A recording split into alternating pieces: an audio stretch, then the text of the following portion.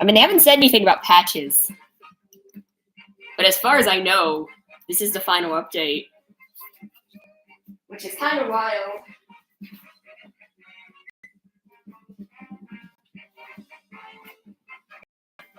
They're probably not going to update it again. I gotta fix my controls again.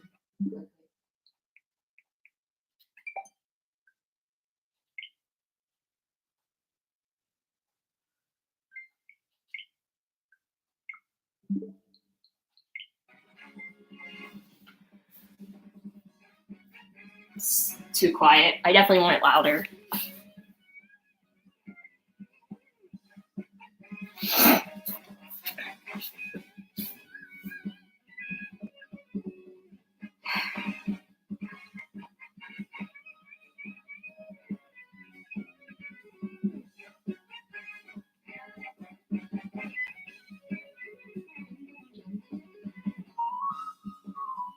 Hello.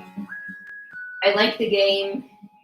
I can't read your message tonight. My thing glitched. You like the guitar riff in Sonic X's intro song. Okay. Literally, what does that have to do with anything? Also, hi, Helen. Not good, but fine. I don't even know what not good but fine means. Also, hi, how are you? Cool. What's I doing? Nothing. Oh, I was just going to pen a message.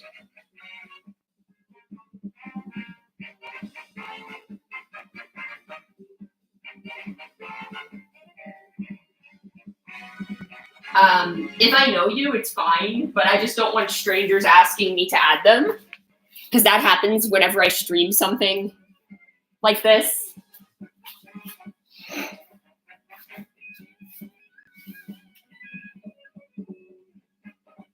People ask me to add them.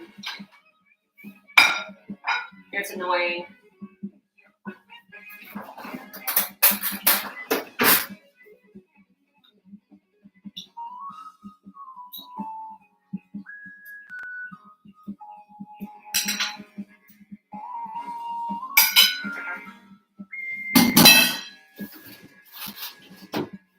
Got my trash for now.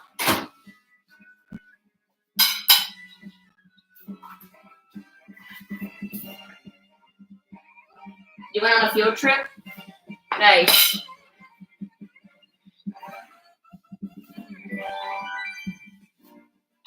I guess we'll do Grand Prix.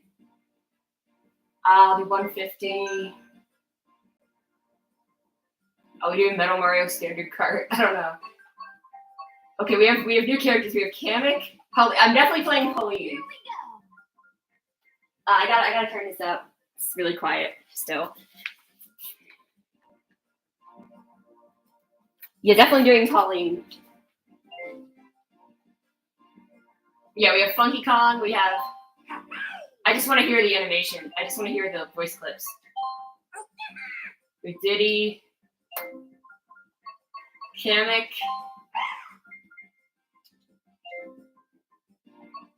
Peachette.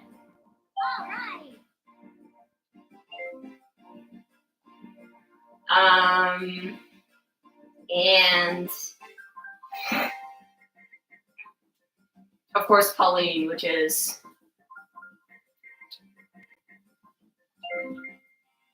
we're gonna do Pauline first. We'll try all of them. Here we go.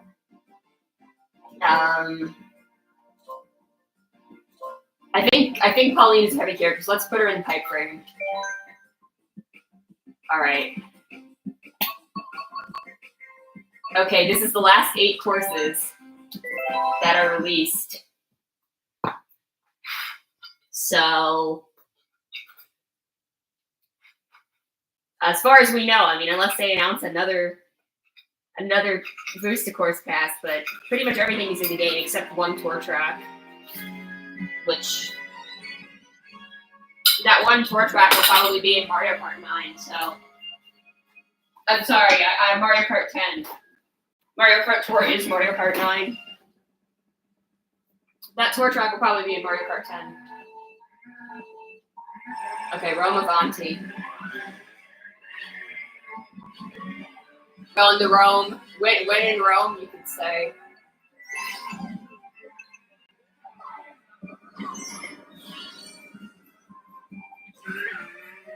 Should have set the CPUs to hard. I don't care. Cool. So then they did some pretty. They removed bagging. Or so I hear. I guess we're going left.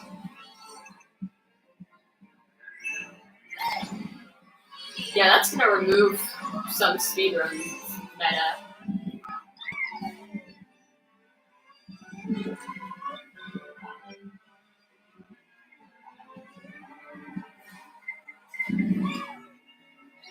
I don't know why Pauline is classified as a heavy character. She's not. I guess she's just really tall.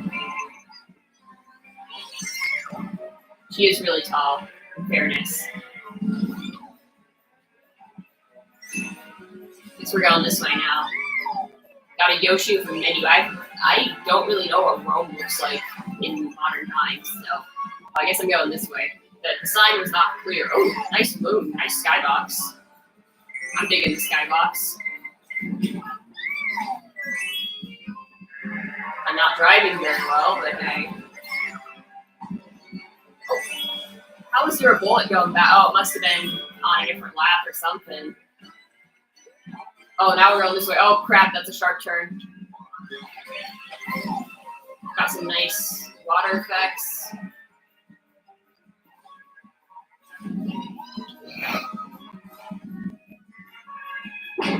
Oh, okay, we got Chain Chomps breaking the road. Ah! It's a torch? That's a cool looking torch, I guess. Oh no, I got that. Okay, statue of a guy on a horse. Oh, fuck off. Well, I guess Iggy is also getting punished, so we're cool.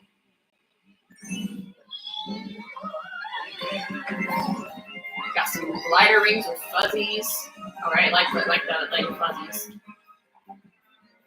Got a Mario touch right there. And we're done!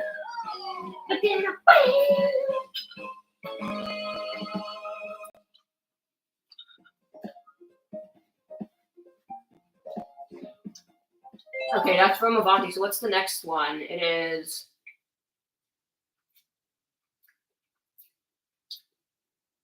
loading. It's still loading. That's what it is. Oh, DK Mac. Yeah, I was excited for this. I saw, I'm kind of curious. This is a GameCube track. They brought it back in Wii, so I'm most familiar with the Wii version. So I'm kind of curious what they did with DK Cannon. Did that always say DK Cannon? I mean, definitely the road texture looks a lot nicer than the Wii version. I think the tour art style fits this well. I like Volcano. Dude, look at this fucking road texture. It's so realistic.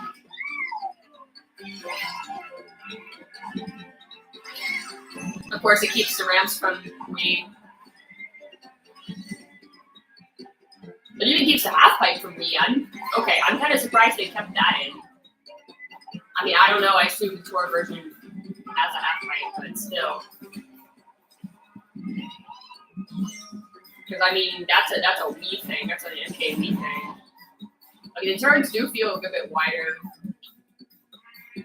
Oh, the bridge is wavy now. Was it always wavy? I don't know. It's like the old Maple Treeway Bridge. This track feels so much shorter in Deluxe. I don't know why. Like when you play some of the retro tracks, it's like, man, they feel so much shorter. Is this game just like faster than old games? Or like, I don't know. Yeah, this texture is very impressive. I don't know why they put so much work into the ground texture. They're like, yeah, we're gonna make the background like just low poly mountains and stuff, but then the ground texture is like hyper detailed for whatever reason. The music's pretty good. It's a pretty good remix.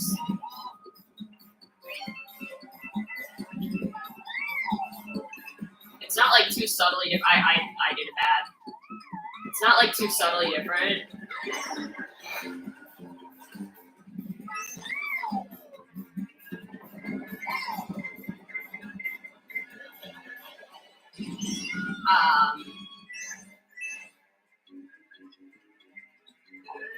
This mud looks cool. There's a toad.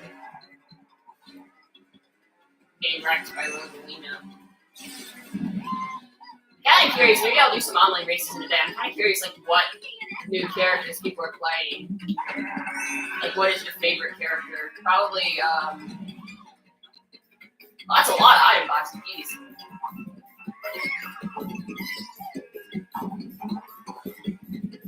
I mean, I assume people are playing Funky Kong just because Funky Kong, but...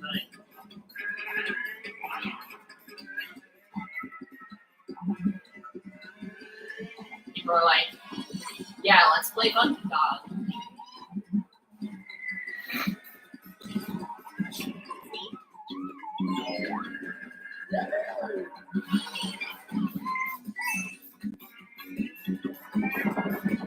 I don't want to do any tricks or anything crazy. I just want to win.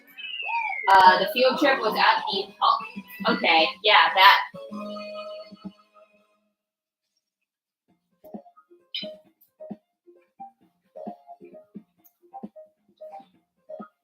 Is there one of those in California? I thought there was one in, like, DC or something. Okay. Okay, Wee Daisy Circuit. Not the Wii track I would have chosen. I wanted Toad's Factory, but hey. We can't complain too much.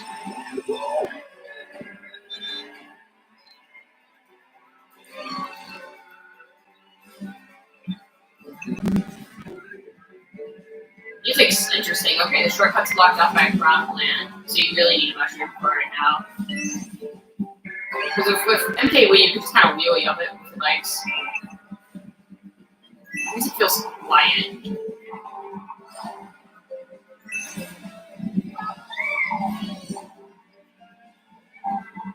They brought back the Wii tracks people really wanted it, so... These, like, boost panels look out of place, I don't know. Okay, the road has these little daisy things on, that's not bad. I actually really like this lyrics, even though it is a bit quiet. Fuck off. I do want to try that shortcut. You know what, fuck it, I know I don't have a mushroom, but I want to see what it's like. So it actually is considerably slow. Oh, it's a glider now. Makes sense. It makes sense that it would be a glider now.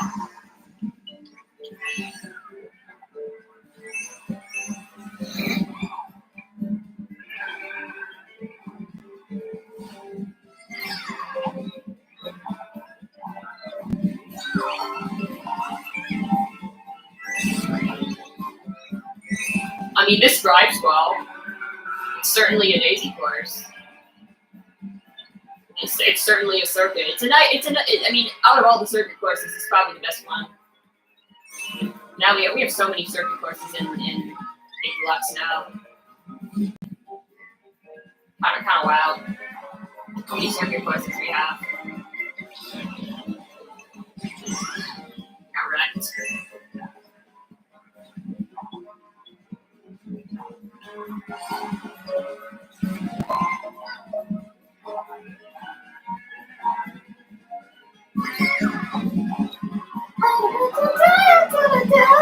I like the music. It's subtle, but it's nice.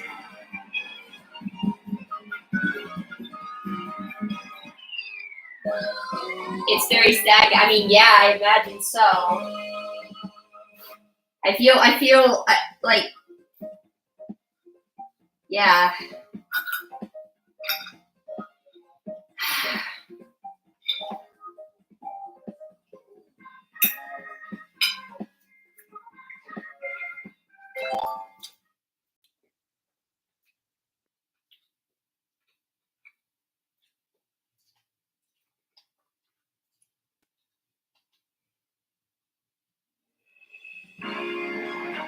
Okay, Piranha Plant Cove. Oh, it's underwater.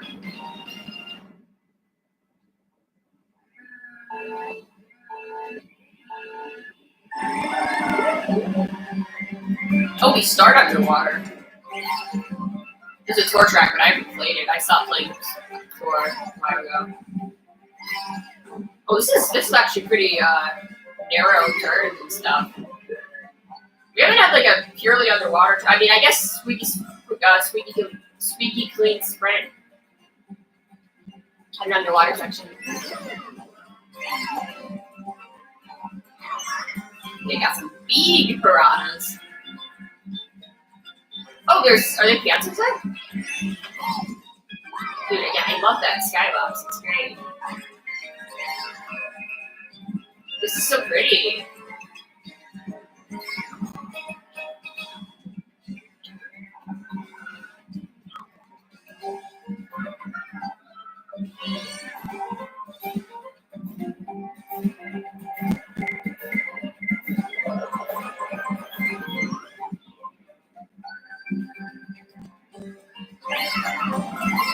Okay, I like this track. It's decently challenging. Nice music, cool graphics. It's got that ancient ruins theme going on. I think it's weird that they saved Rome for this way because it is a kind of a similar aesthetic, and then also like they released Vancouver in the last wave. They should have saved Vancouver for winter, right? I don't know.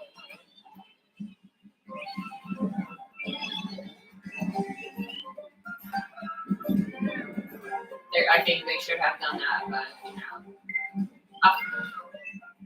this is unfortunate. I got shelled.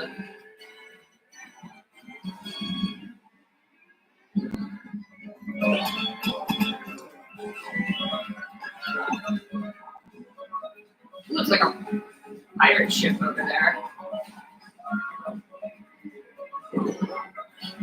If they weren't going to add Wario Shipyard, then, you know. Okay, the course I'm most pissed about them not adding is Airship Fortress. Airship Fortress is like one of the best DS tracks. And they're like, yeah, I think Airship Fortress is way better than Waluigi Pinball, for what it's worth. Waluigi Pinball is overrated. Oh, we got some eels. Unique pack down here is stand statues of Pete Piranha. And that's the end. Have I played Knights? I haven't. I have not.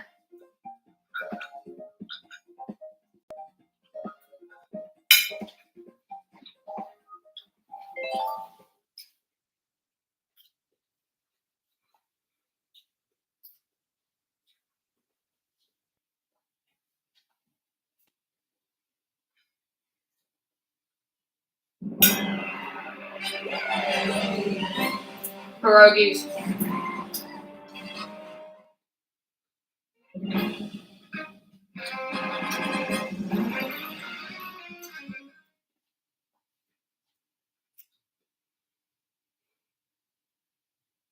All right.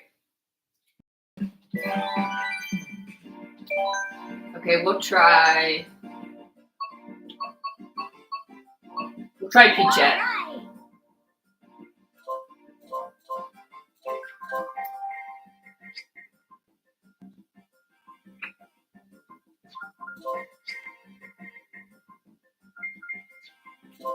Circuit special.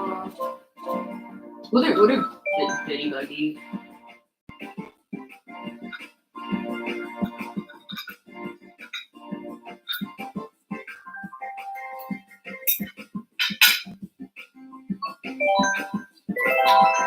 Alright, these are the last 4 tracks. It's kind of wild to me. We've come so far. Like I've been following this DLC the whole time.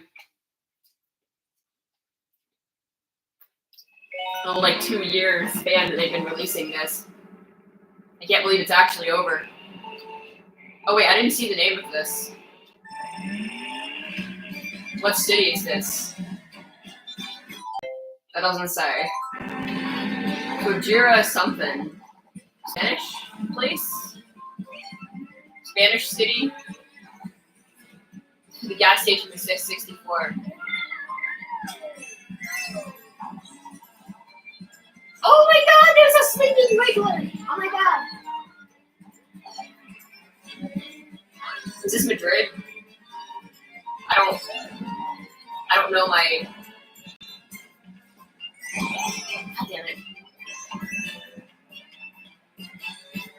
I like this. Is cool looking though. Got like a giant ball. Art gallery with a real life piranha plant on display. Again, I like some of the turns here. They're decently challenging. It's a last cup track for sure. They've definitely saved some of the more challenging courses for the last cup, which is how it should be.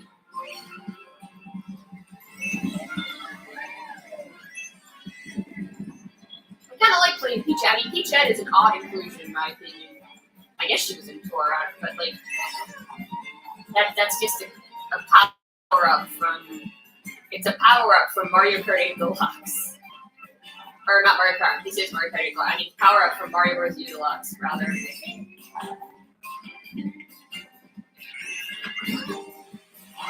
Like, it's not really a character. I mean, I guess Metal Wario is also not a character. Or like Tanuki Mario. It's not that weird.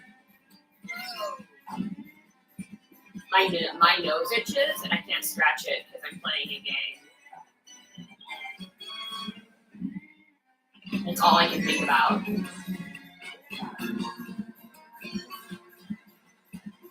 If I pause, I'm going to get really disoriented though. Two Goombas. Blue Yoshi, very excited Blue Yoshi over here. Oh, now we're going in the stadium. Oh, I guess this is where they play soccer, right? I mean football. It's football and European football.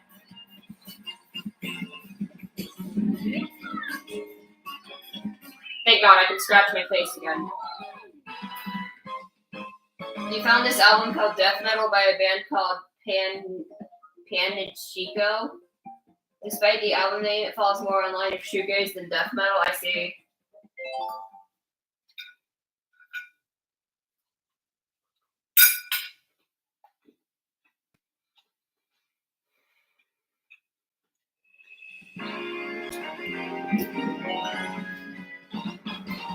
Oh, that's true. I guess Rosalina's Ice World does have the underwater section. And I mean, I guess having Mario Galaxy that makes sense. I'm just like, we have so many snow courses now. But I mean, this one, I mean, again, why did they not save Vancouver for this wave? I guess because they were releasing Rosalina's Ice World, which is just weird to me. Out of all 3DS tracks, they're like, yeah, that one. That's the one we're bringing back.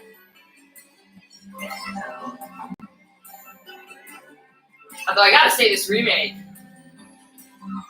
that Starry Sky, but you know, it has the like underwater and above water paths. It's very similar to this game's Turbulent remake. Dude, I remember these moose paths. Oh my gosh! Many years ago, I played Mario Kart 7.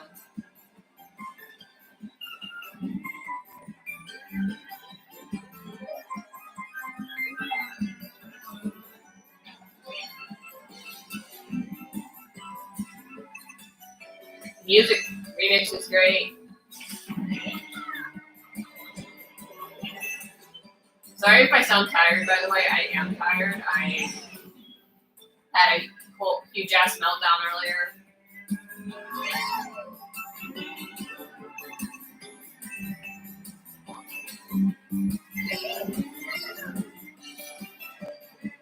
They did good with the Peachette animations, I must say. Even though I'm still kind of opposed to Peachette as a concept being in. Someone is going to make a Bowsette mod for Mario Kart 8 Deluxe if they haven't already. And we're going to just have to be the ones to witness it.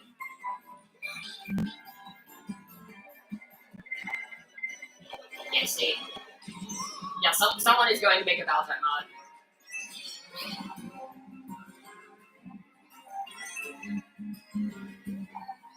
It's weird because Peachette is a power up for Toadette. It's not even a power up for Peach. This is a decently challenging course as well. So again, I appreciate.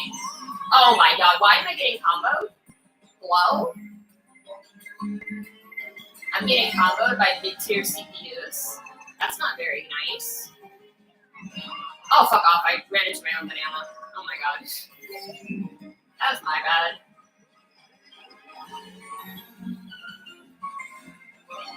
This looks gorgeous, by the way. Like, it's simple. I mean, like, simple geometry, but they make it, it's almost like a, not quite so shaded, but it's just got this cool look to it. Again, the background, the observatory, your fucking gateway planet in the background. I spilled coffee on yourself. Oh no. You like the album? That's not good. Did you sue McDonald's? I'm kidding.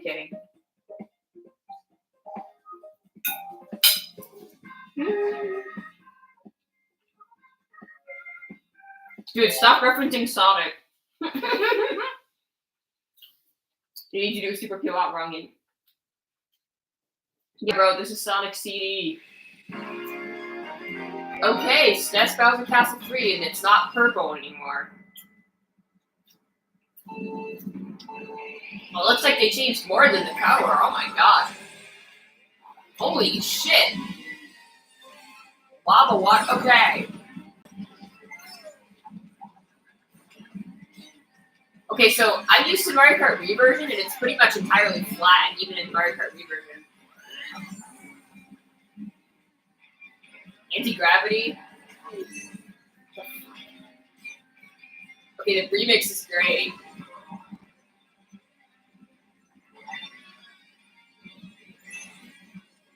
Dude, look at all this depth. And it's challenging. I'll sacrifice the cool skybox and the purpleness of the level for the level design being cool. Also, I'm sad.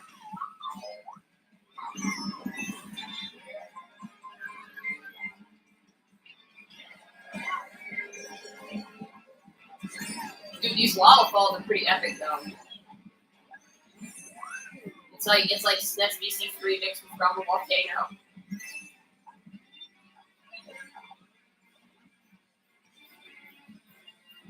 It's actual anti-gravity, you're actually on the side of the thing.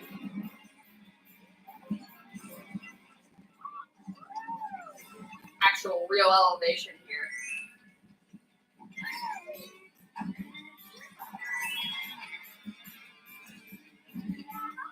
I'm gonna want to listen to this remix. I'm gonna have to go on YouTube and listen to this remix.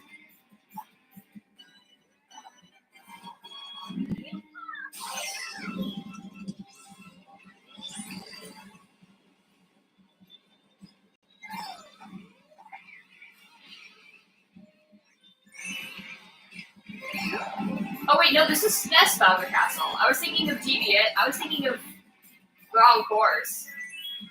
Because the music, I realized it's the SNES one. I was thinking of the GBA Bowser Castle is the purple one. So I'm not sure what the SNES Bowser Castle really looks like. Oh no, I completely messed up. I want to go down here. I don't care if I lose. It's cool ass. Well, either way, this is very cool.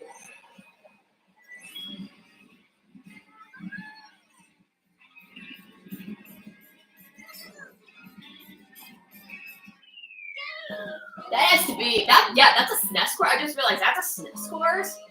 Because so many of the SNES courses, they just make them flat. That has to be one of the best SNES remakes. I can't really think of another SNES remake that's, I mean, even ZP3, like, even in a base game, there aren't really that many SNES remakes that are good. I mean, Chamber Road, but it's still flat. I played Mario Kart for the Wii when I was younger, and I thought it was shit.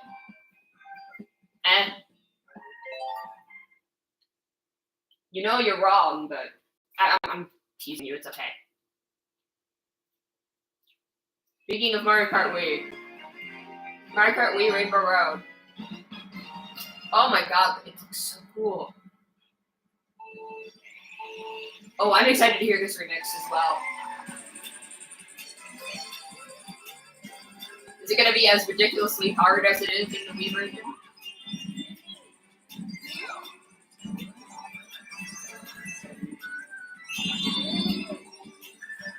Okay, we're still going with synthetic instruments here. Oh my god, it looks so good. Ah, there's that orchestra.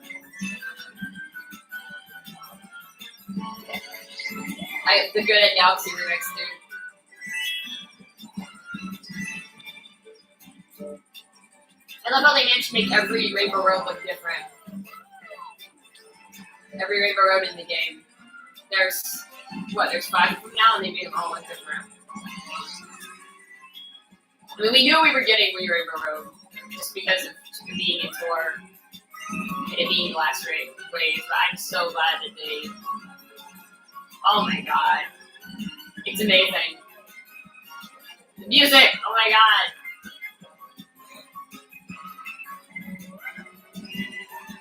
Spiny. We're playing the Spiny Cup and we got Blue Shell.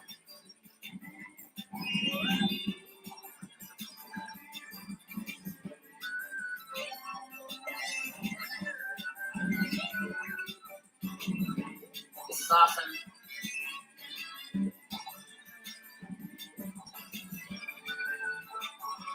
Music. Dude, I love the music.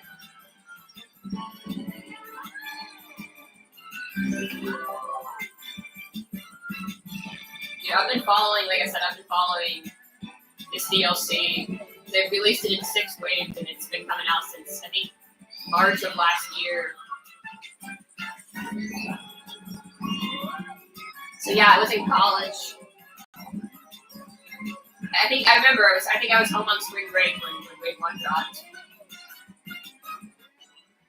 And I remember playing a lot of Wave 2 online around the time my fall semester started. And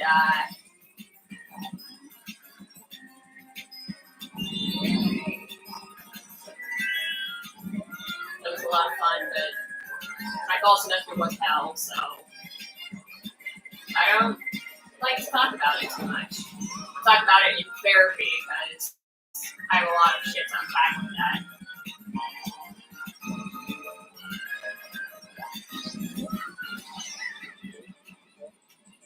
I was like, even though I had a meltdown today, I'm like, well, it's better than last year. Where I was having them like every week. It's because my living situation was awful. My relationship situation was awful. Everything was awful.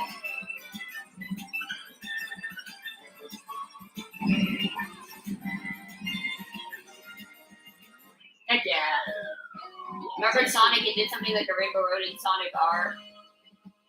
Oh, you said I thought it was the shit. I misread it. I thought you said you thought it was shit. Like, sorry, I misread it. My brain is very tired. I apologize.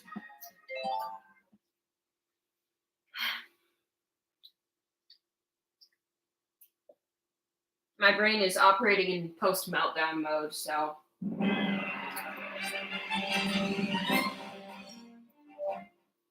Very cool.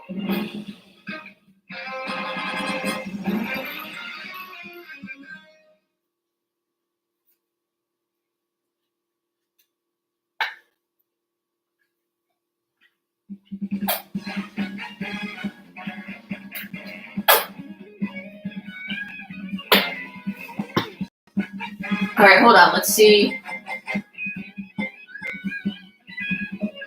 What is this? Oh, okay.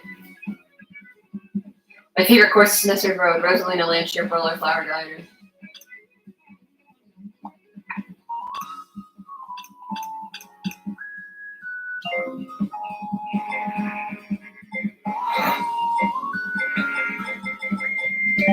So there's a music player now?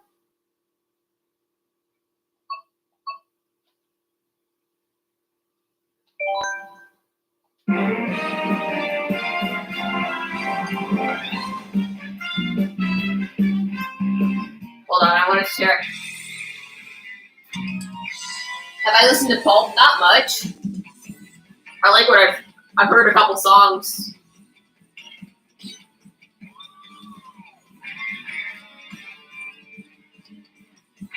See, Nintendo, it's cool that you put a music player in the game. Please fucking release your soundtracks on Spotify. It's not funny anymore, Nintendo.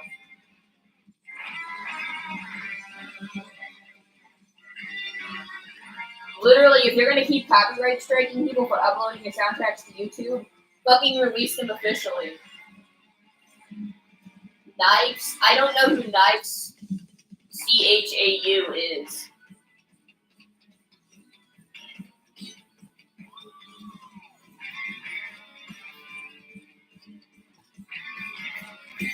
Dude, is that how Chow is spelled? Oh, it's CHAO. Maybe the album from Paul was this hardcore. Yeah, I haven't heard it. This remix is sick, by the way. Alright, let's see.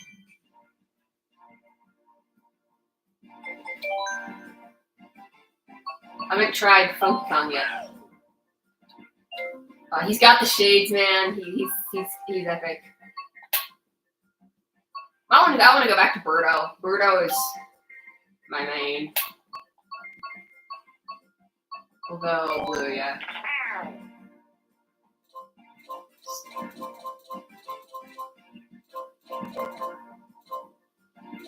Standard bike. It's good acceleration. Good handling. Yeah, we'll go with that. Cloud Glider is my go-to. So I want to see, can we still do?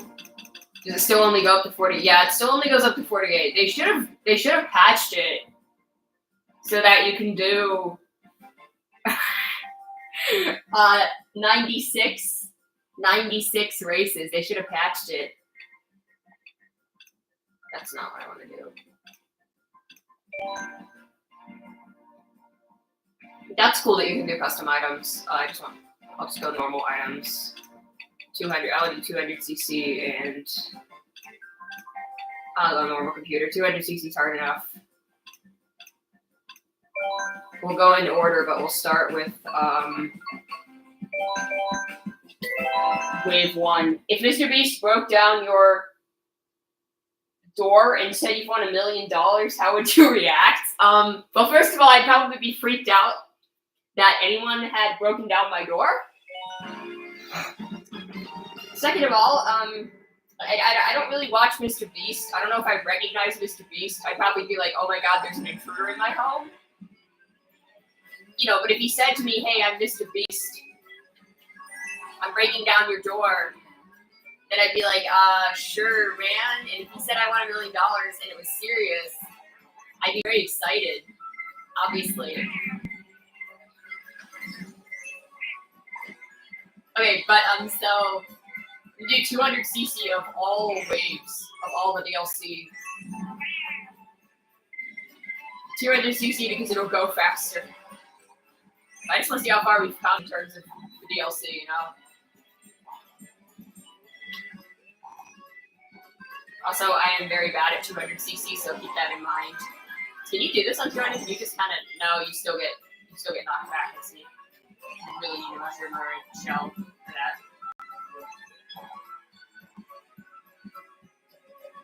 Oh yeah, I should update. I should add Mario Kart music to that playlist. Or Mario music, not in 4/4 time, because I have a playlist of it.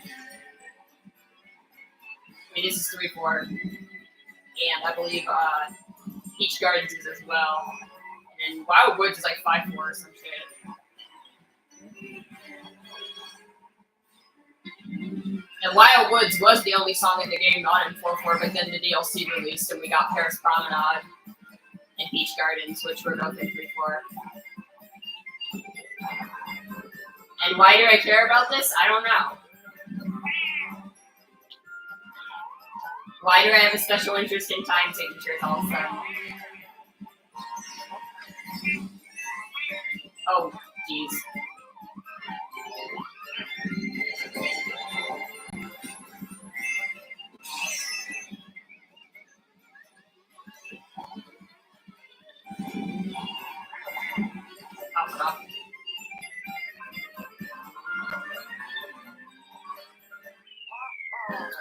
Prefer 5/4 by Gorillas. The 5-4 by Gorillaz is good. I like Gorillaz' debut album. I like So look how bad this course is.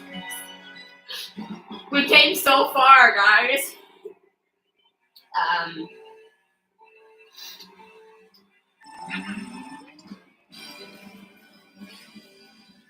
Look how bad the like texture work is.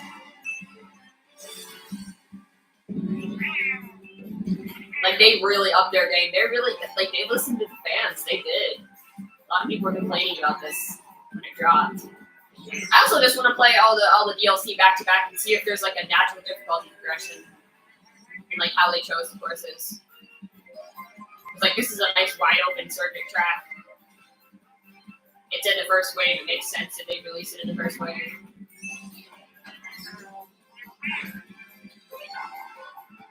I will say the remix for this is really great.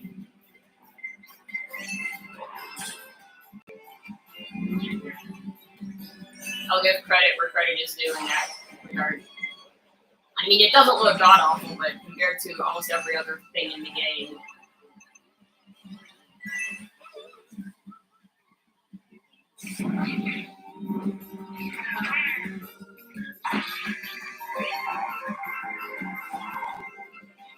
This is the kind of track which works well on 200cc.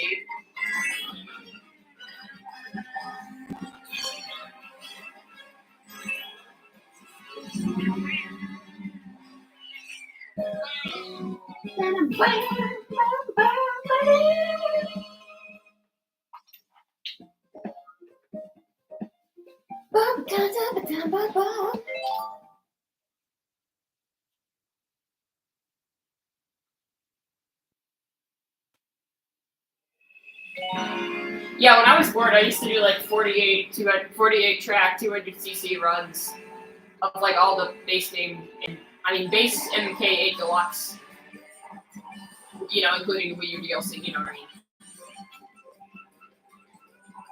So it's cool to be able to do this with the Boost Course Pass now. So I think Chocolate Mountain is a pretty beginner-friendly course in Mario Kart 64. I wouldn't say it is, but I mean, I'm struggling because I'm playing on 200, which I'm not good at, but yeah, I went standard bike, which is, I don't know if that's good or not. I mean, it controls pretty well. It's very light. I feel like I'm gonna fly off the track, you know. Yeah, most of the combinations they play are pretty light, so definitely makes it easy to fly off the track.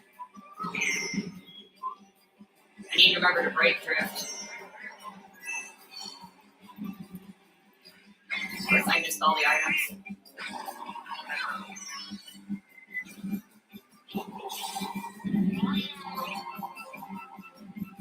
We really are reminiscing on this whole Booster Course Pass. The music's so good, by the way. Fuck off. Even though I slowed down, I still fell. Dude, I gotta be drifting.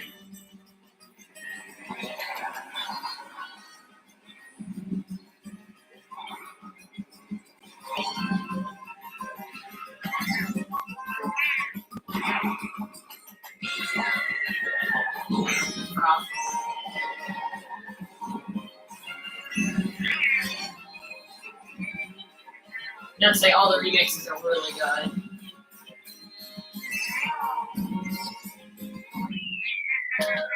I wish I was Stephen Malkmus.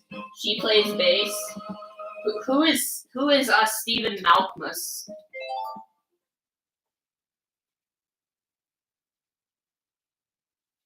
What is she plays bass? Isn't that a Be the Doobie song? Also, yeah, who is Stephen Malkmus? Also, I wish it was the 60s. I wish we could be happy. I wish that something would happen. Oh, dude, that opening section of Coconut Mall in 200 feels so good.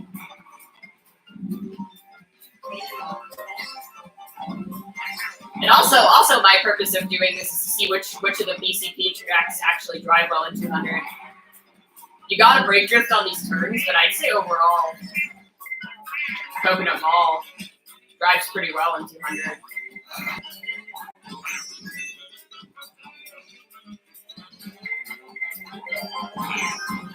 Cool. I just love doing those tricks.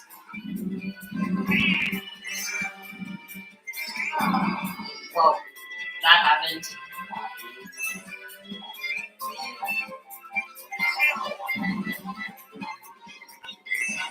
Yeah, 200cc is too goddamn fast most of the time.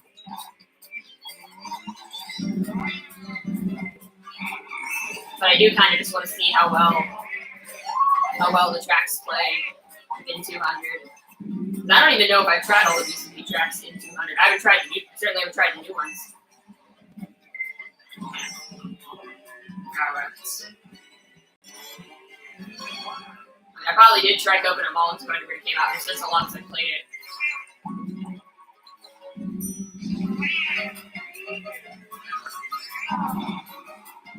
I just think it's funny how like all these stores don't have anything in them. And like the Wii version was lively, so now it's a dead mall, and it's like, yeah, they just, that's just what every mall has become. So even Coconut Mall has been hit by the economic crisis and the move to online shopping.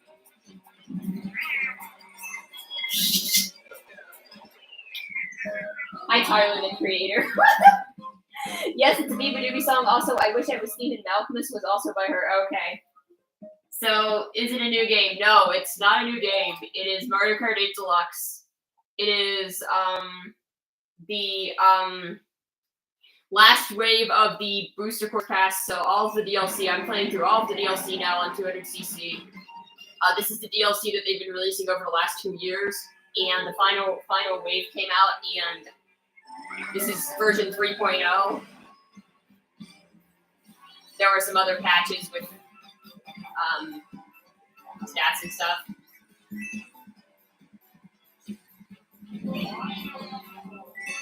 So now I played the new tracks, and now I'm playing through all of the DLC on 200.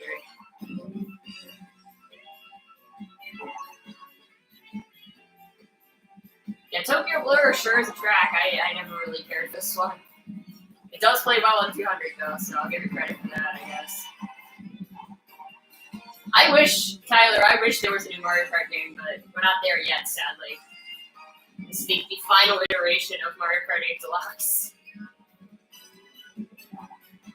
Dude, I really feel like the Switch is coming to an end. Like, the Switch 2 is going to come out. Like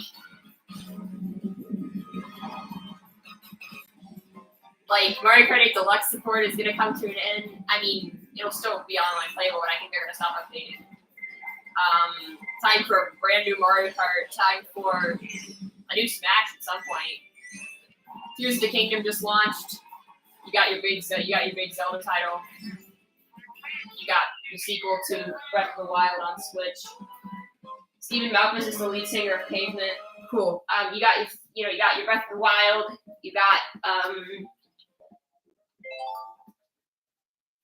You got those two big mainline Zelda games. You got your big mainline 3D Mario. You have your 2D Mario now with Wonder. I really think the Switch 2 is coming. Within the next, I'll say within the next 2 years. Within the next 2 years, we are getting the Switch 2. I will say that.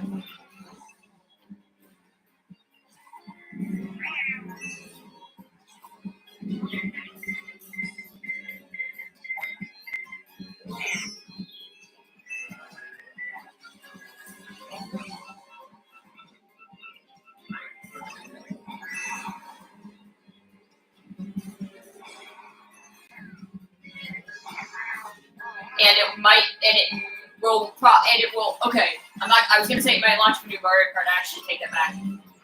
The Switch 2 is going to launch a new 3D Mario game. And it won't be an Odyssey sequel, and it won't be a Galaxy. It won't be Galaxy 3, it'll be something entirely different.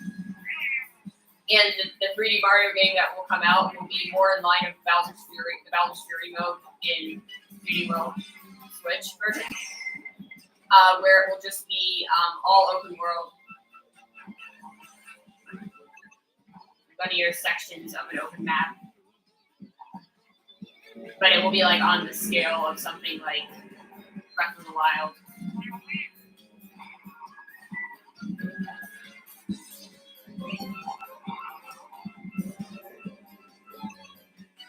And the reason I say that the next Mario game will be a launch title is because the fact that we didn't get Odyssey 2. The fact that we didn't get Odyssey 2, the fact that there's been no other 3D Mario game on Switch. The fact that, so they've clearly been working on something in the background. The fact that Bowser's Fury felt like an experiment for the next 3D Mario game. And the fact that the Mario movie was so successful. They're definitely going to release a new 3D Mario, because with a new console, they know they've got new Mario fans from the Mario movie. So they're gonna release a new 3D Mario game as launch title for the Switch 2. You like Viva Doobie? I saw her open for Halsey. But yeah, they're definitely gonna release. Like, it's a given. We're not getting Zelda launch title. I don't think Metroid Prime 4 is going to be a launch title. Even if it was, I don't think it would have enough pull. You really need like a Zelda, a Mario, a Smash, or a Mario Kart. Those are or maybe Splatoon to launch a console with nowadays when it comes to Nintendo. So I would say out of those 5, it's not going to be Splatoon. We just had Splatoon 3 not too long ago. It's probably not going to be Smash. It's probably not going to be Smash 6 because what else are they going to add at this point? Like, yeah, we'll get Smash 6, but I know Sakurai isn't even. I don't think Sakurai is working on it. We've heard nothing about Smash 6. Probably won't be Mario Kart 10 because we'll probably get Mario Kart 10 within the first year or two of the Switch 2's launch. But I don't think it will be a launch title. Zelda, it's not going to be Zelda because we just had Tears of the Kingdom. Next 3D Zelda will probably be like in the middle of the next generation or so. We might get some Zelda remakes before that, because they're spin-off games. I don't think we're going to get another Hyrule Warriors game. I kind of hope we don't, because that would be a lot of Hyrule Warriors games. Do a new kind of Zelda spin-off. I don't know what that would be, but it would be interesting. So unless they have like a 2D Zelda, like a brand new 2D Zelda in line with like what Link Between Worlds was, even then I don't think a brand new 2D Zelda is enough to launch the system. I mean, 2D games are generally not used as launch titles. As not used as killer apps, rather. So yeah, I think it's going to be 3D Mario just because we haven't had a 3D Mario game in 6 years. Instead of releasing an Odyssey, they didn't release an Odyssey sequel or Galaxy 3. Bowser's Fury, so like we have not had a 3D Mario in 6 years. Bowser's Fury felt like a trial run for completely open world 3D Mario. Like, why else would they include that mode? Like, it was experimental. They could have released 3D World just with the enhancements for $60 and people would have bought it. I mean, people bought New Super Mario Bros. U Deluxe, which had none of the enhancements that the 3D World Switch board had, and it was $60. People bought Skyward Sword HD, so like people would have bought. Excuse me. People would have bought 3D World.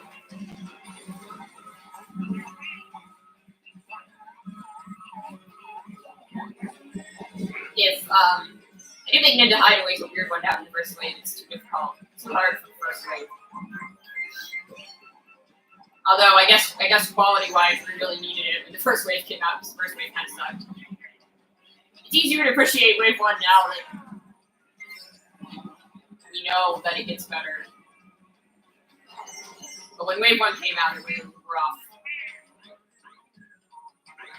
And personally, I was just excited to play more Mario Kart, but still. I honestly think this course feels like a custom track. It does not feel like an official thing. It's so janky. Like, it's just kind of wild to me that they put this in an actual game.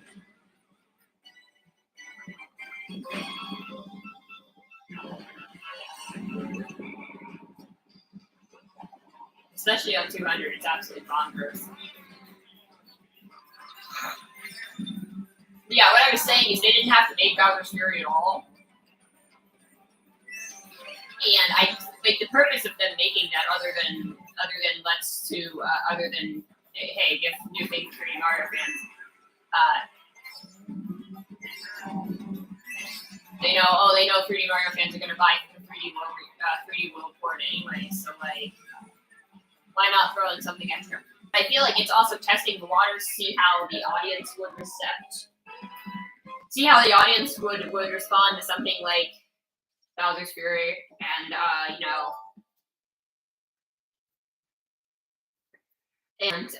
just from so I definitely think they were testing the waters for the next 3D Mario. The fact that they've been dead silent on 3D Mario, the fact that they're saving it for the new console, obviously, and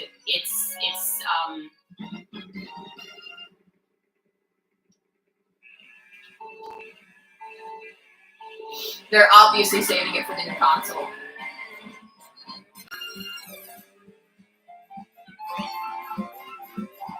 And also the Mario movie.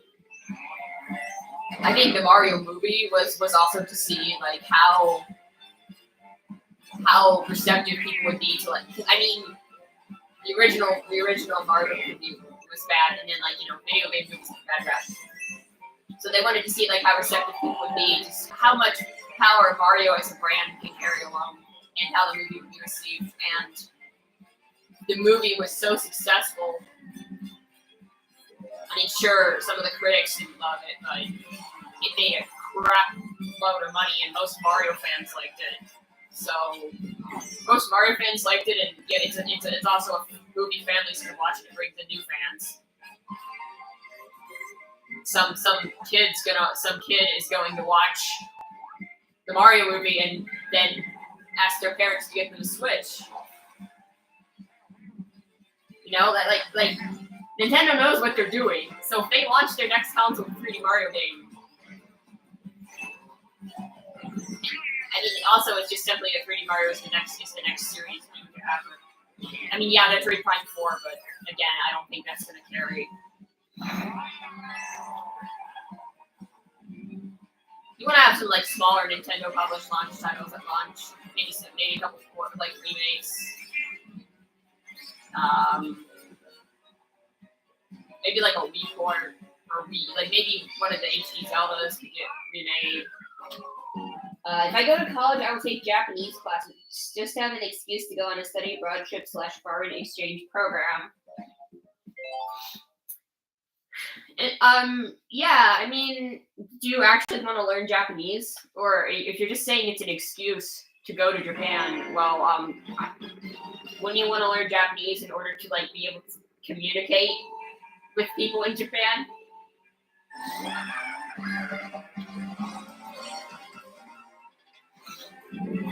Oh gosh, people were so mad when this course was announced. They're like, another Mario circuit track, another flat SNES track with no changes. The thing about this track is that it's actually like has lots of curves and stuff, lots of tight turns. It's actually like decently challenging and fun to drive. So like from a competitive perspective, tracks like this should exist. And not every track needs to be flashy. That's how I see it myself. Something like Toad Circuit, and even something like Toad Circuit, it should exist because it's a beginner track. I get why this track is in the game. Overall, I'm still mad we didn't get it. I'm mad we didn't get Airship Fortress, and I'm a little annoyed we didn't get Toad's Factory. But other than that, I'm pretty happy with the selection. So, and it's their way of preserving the Mario Kart Tour content, so can't be denied of it. Mario Kart Tour, aka Mario Kart 9.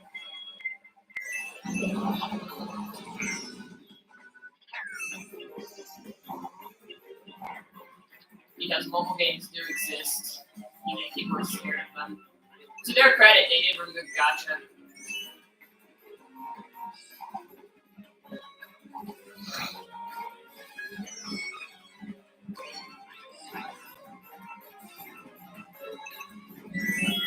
But now that the booster force pass is out, I really don't think there's any reason to go back to Mario Kart Tour now.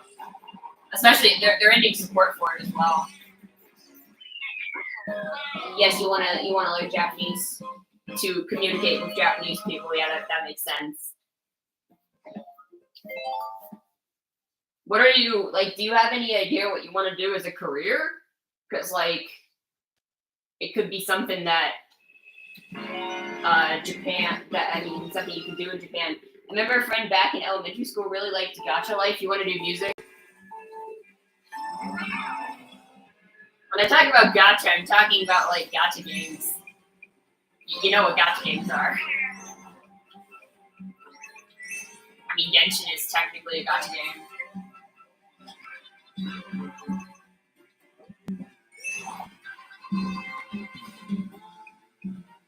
So you want to be like Damon Albarn, or you want to be like Tom York?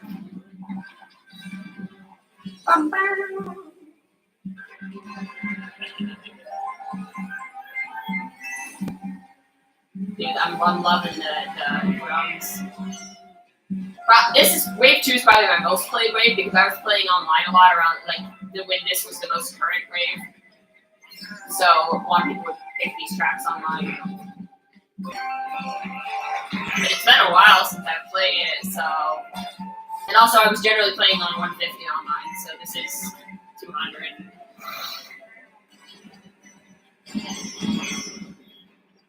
We're getting run over by a train. Great.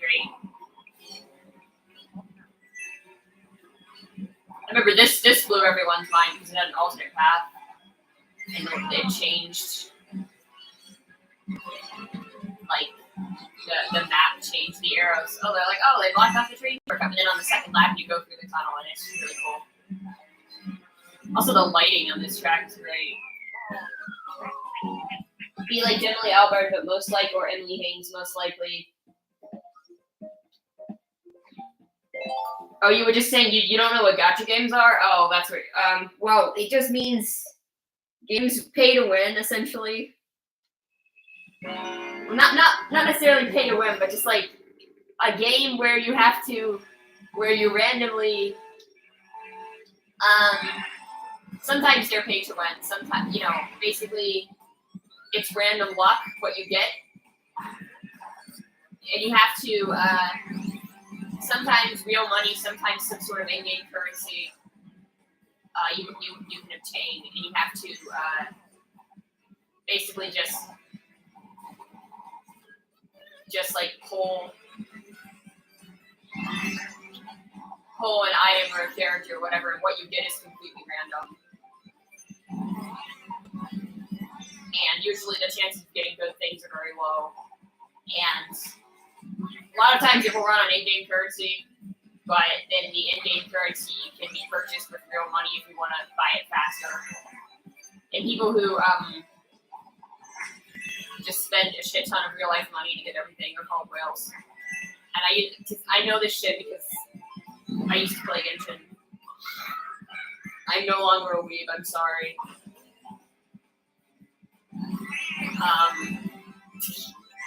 I'm kidding. I was never a weeb. And I haven't quit Genshin. I've just been on an extended hiatus from playing Genshin.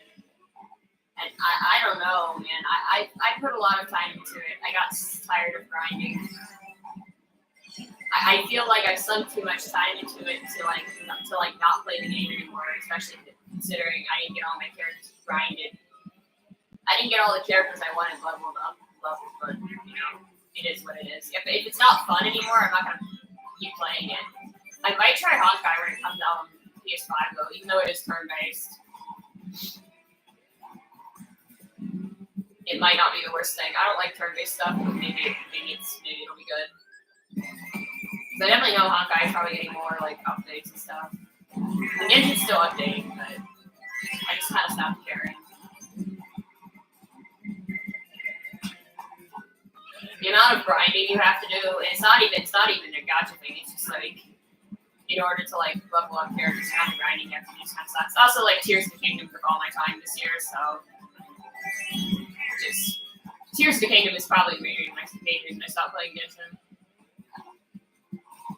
But I'm also kind of done with that now too, so I'm kind of not playing any games other than the stuff I've been streaming, really.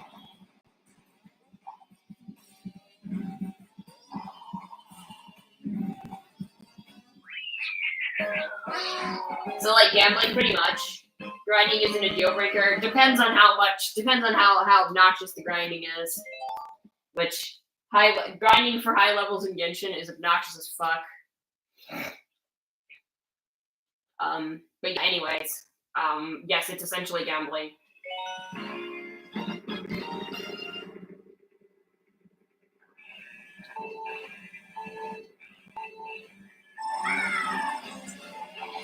Sydney Sprint the goat.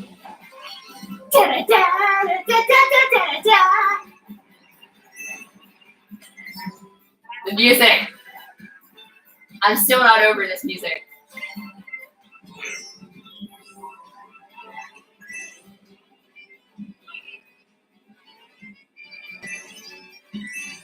Dude, the saxophonist rank was due.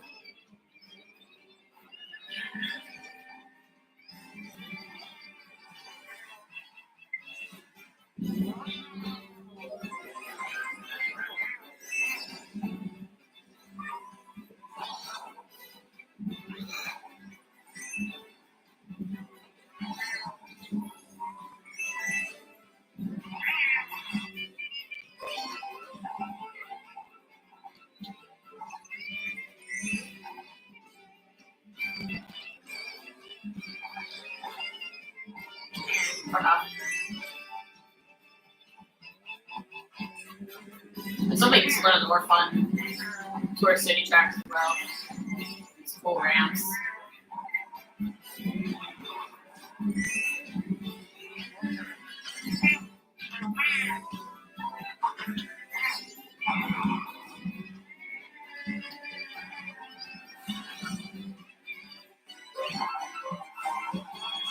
I used to main Yoshi and Shy Guy, and then I made Rosalina. Apparently, I made Rosalina because that's what my stats say that Rosalina is my favorite character. But after Wave 4 came out, I made Birdo. I've been maining Birdo ever since. Not that I've been playing much since Wave 4 came out, but when I have played, I've played Birdo. Blue Birdo is my favorite color. Tails versus Luigi, who would win in a fight? Probably Tails, to be honest.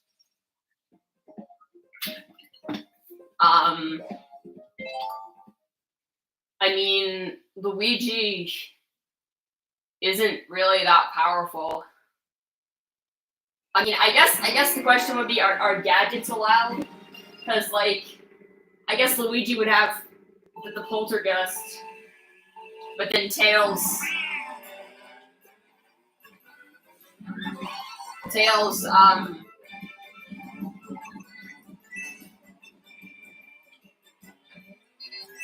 every day drops Snowland in the middle of summer. But Tails has like a shit ton of gadgets. Hey, God, it's so cute. So I've learned that this bike skids a lot on ice. Is what I'm learning from this. God damn it. Just 200cc is already super easy to fall off, and then you add ice physics.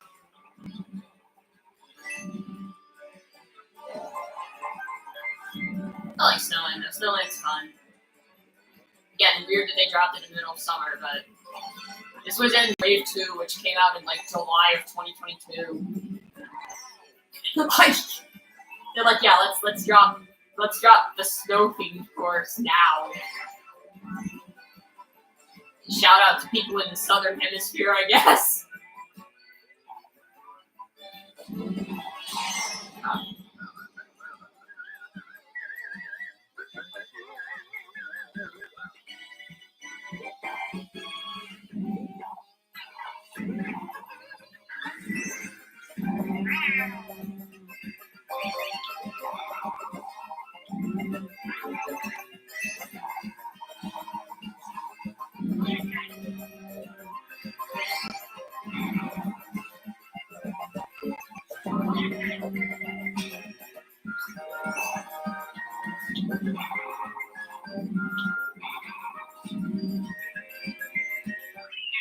The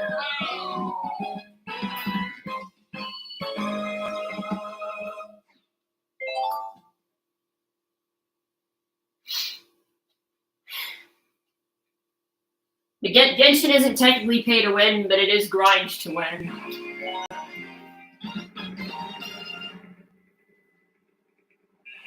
Like, I can't. Also, about the music player, I just want to say Smash has one of those too. I know a lot of games question the music players, but I guess my question is: does Nintendo actually think that people are going to be listening to their Switch? That people are going to have headphones in and use their Switch like a phone and be listening to music on it? Like, legitimately, people think someone's going to go on the train and be listening to this fucking Smash soundtrack on their Switch. Like, no one does that. Nintendo, release your fucking music on Spotify. It's ridiculous. We're gonna keep uploading it illegally to YouTube. Like, wouldn't it be annoying to have to, like, copyright strike every single person who uploads to YouTube? Like, either just let people upload it to YouTube and don't copyright strike them, or release it officially so that you have grounds to stand on if you want to copyright strike them. You say we don't want to make our music available at all, fuck you. It's kind of insulting to people who take so much time making the music. In studio, like, I don't know, I just... Nintendo needs to fucking release their soundtracks officially. I mean, sure, I get that no one gets paid from Spotify, but, like, at least it would be appreciated more. More people can hear it. And if they're gonna keep taking down, if people are gonna keep uploading it to YouTube and they're gonna keep taking it down, they have to realize people are gonna continue to upload it to YouTube, especially if there's no official outlet. I know it's like a small thing for rant about, but it is annoying that Nintendo does this. Mushroom Gorge was clearly not tested on 200cc.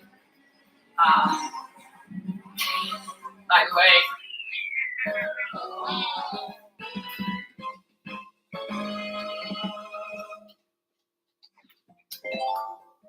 that's what we've learned from this.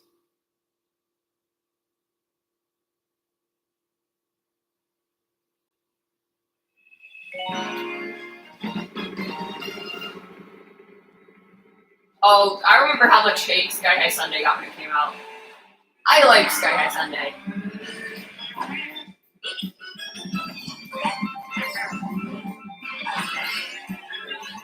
I do think it's kind of weird they gave it water physics, but I like it. I don't care. Yeah, it's a glorified oval, but it's fun. It's a fun glorified oval. It has a nice aesthetic. The underwater physics make it unique, and especially on higher speeds, it can be really fun to drive. Again, although parts of this track are clearly not tested.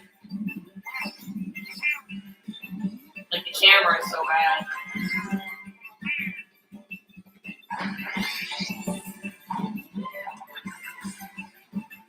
And the fact that they made the railings be boosters without any indication is kind of weird. So I definitely see the problem with Sky High Sunday. I still like it though.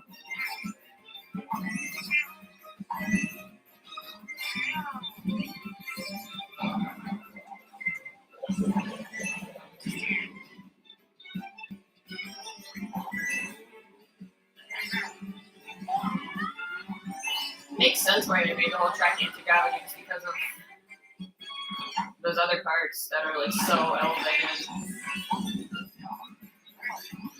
And also you spend a lot of time falling, so giving it water physics made it unique.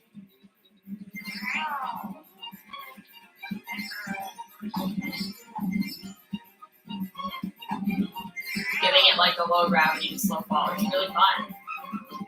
And I think this track got way too much hate when it came out. And I'm kind of reminiscing on the Booster Course Pass and how it was received.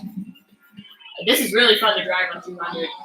I just looked at my cassette player and realized I stole something from my grandma's house. Oh no, that's not good.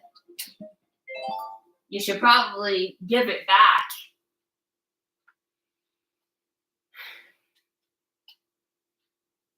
All right, on to the Wave 3 tracks, which I guess we started off with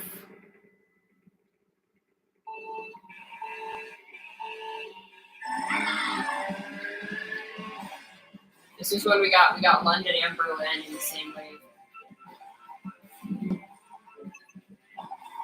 Yeah, wave 3 was when the quality really stepped up. You just tell. Well, I mean wave 2 as well, but wave 3 more so.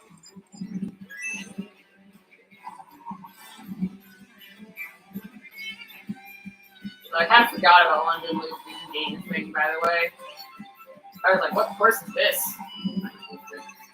I don't know if I've ever played London Loop on 200cc either.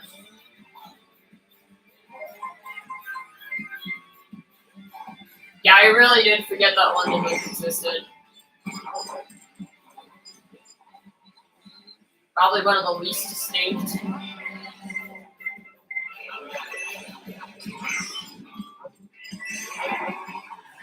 Like New York Minute, I remember because it's New York and it's nighttime and the music.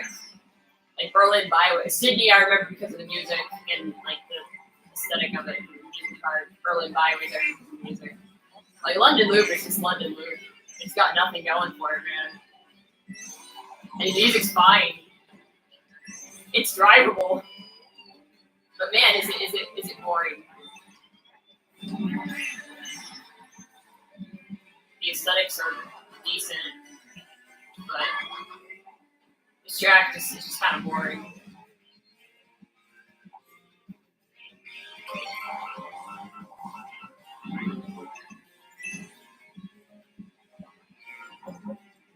And I guess having that chain chomp move around is a little bit of a challenge, but even then, yeah, there sure are some turns.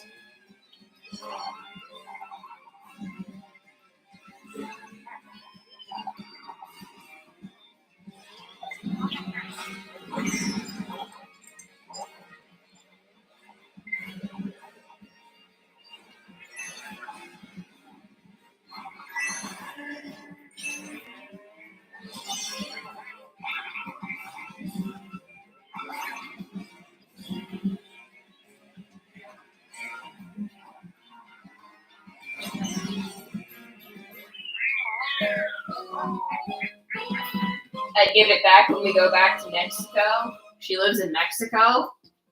Oh my gosh, so you stole something all the way from Mexico and didn't notice that you stole it. That sounds sus.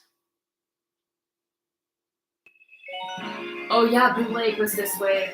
Blue Lake is fucking cool, dude. I love Blue Lake.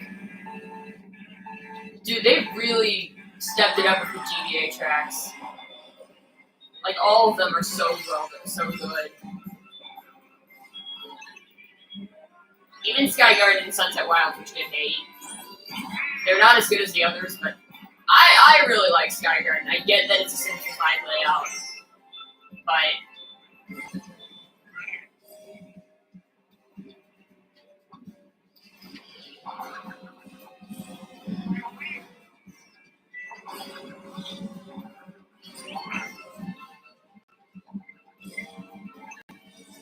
I enjoy driving it a lot.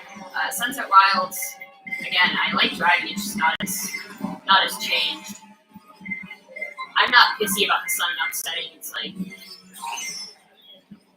It's because of Mario Kart 8 sledding, and then also the sun is in the process of setting. Because it doesn't set on each lap doesn't mean that it shouldn't be called Sunset Wilds. And I think people got. It's like people complaining about Sonic having blue arms. Like, get a grip, people. Like, sorry that the sun doesn't set each lap anymore. Go cry about it. Like,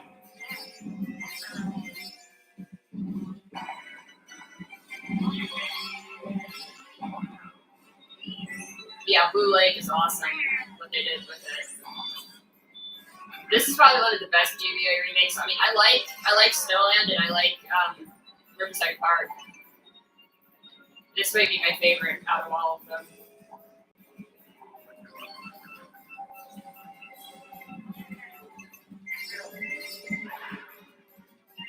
Once we got the second, did we not get GBA track in the last wave, which is kind of crazy? But we got a crazy SNES remake, which is awesome. Reason why it was there was because my siblings found cassettes in the room I was sleeping in, and we tried to play them. I guess I forgot to take it out. What is it?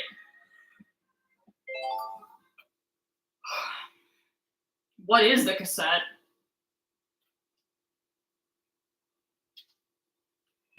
Oh yeah, I remember Rock Mountain. I still hate that they call this Rock Mountain. It's so bad. Because in Europe, it's called Alpine Pass. And I guess they're just like, oh, dumb Americans don't know what the Alps are. So let's just change the name to Rock Mountain. And I'm like, the fuck?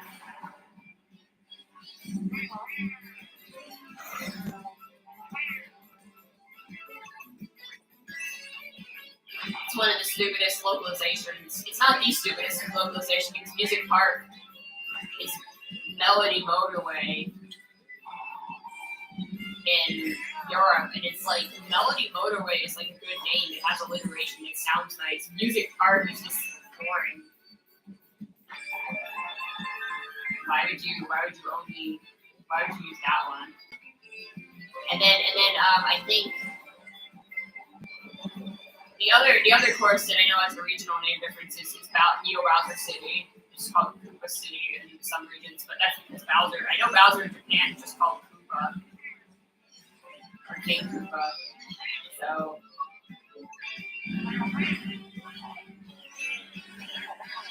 Which I guess is how you got a phrase like King Bowser, because normally they don't call him King Bowser, but I guess when they were localizing Mario 64, they were like, okay, so long, King Bowser?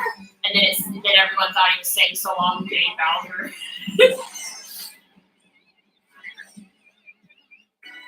Or maybe he's not saying so long, King Bowser, maybe he's just saying so long, Bowser? And he sounds like so long, gay Bowser. And you have this really cool lighting in the final Bowser fight. So it's like Bowser is rainbow in that, like, he's literally rainbow.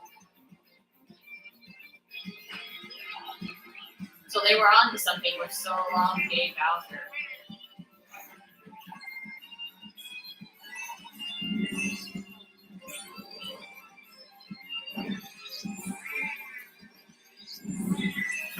Maybe that's why Bowser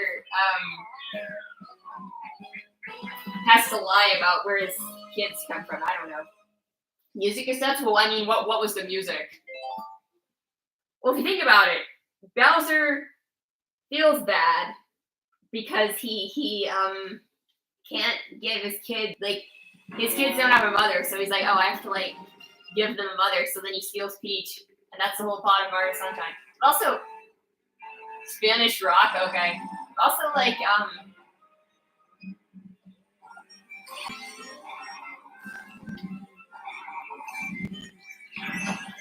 dude, this Naval Treeway is so good.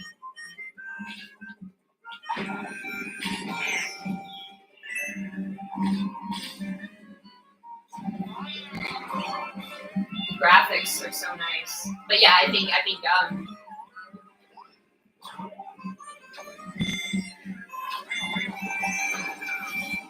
the remix is so cool too. I love the like orchestral folky kind of vibe.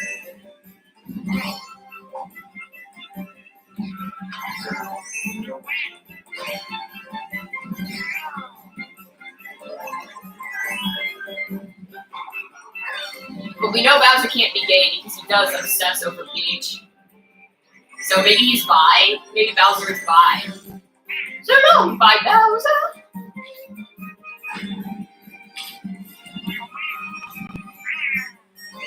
You know, movie Bowser is very straight. Jack Black Bowser is clearly straight.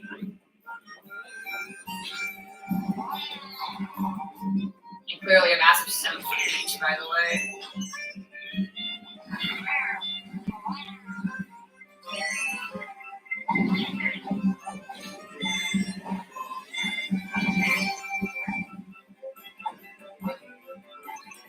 Also, yikes.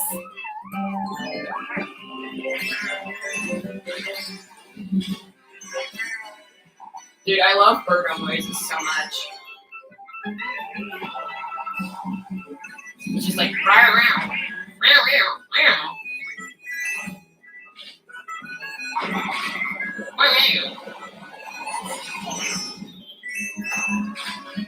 Dude, I think I went on a whole rant about like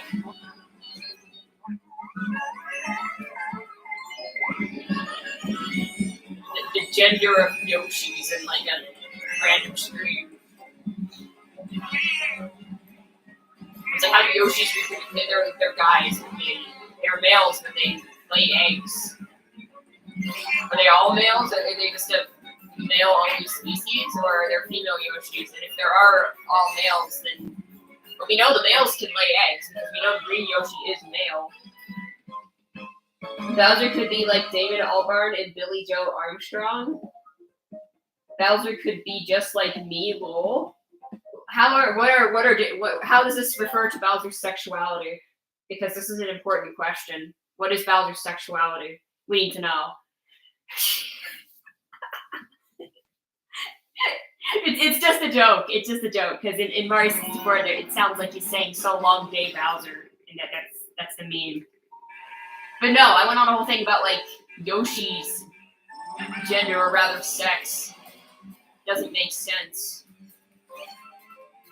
I guess gender. I guess the Yoshis can identify as whatever they want, but sex-wise, they're like biologically male. Apparently, they're referred to as male, and then they lay eggs. So it's like, what? Maybe all Yoshis are like... No, but they all lay eggs, so they can't all be biologically female, because then who would impregnate them? And then I was just saying maybe Yoshi's just trans, but it doesn't make sense.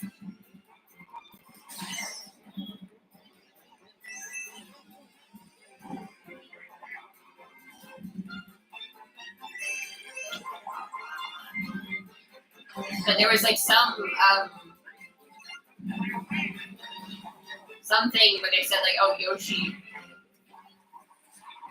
I think it's the Palutina's guide to Smash Bros. Say, oh, Yoshi's a guy, but he lays eggs. Isn't that weird? And you're like, yeah, that's weird.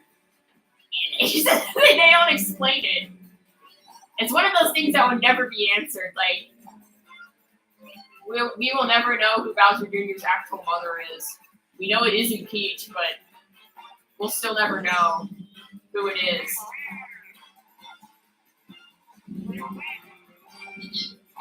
Even if Bowser doesn't know his mother, if Bowser just found him somewhere and adopted him, we don't even know if Bowser Jr. is Bowser's biological child.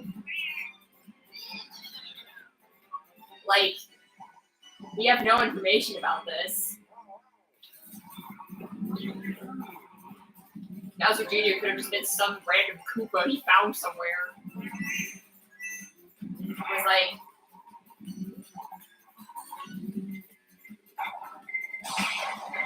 But I think he probably made it into the Koopa Lanes. What the heck are the Koopa Lanes? Because they were originally Bowser's children, and then they were retconned into not being Bowser's children. Mario lore makes no sense.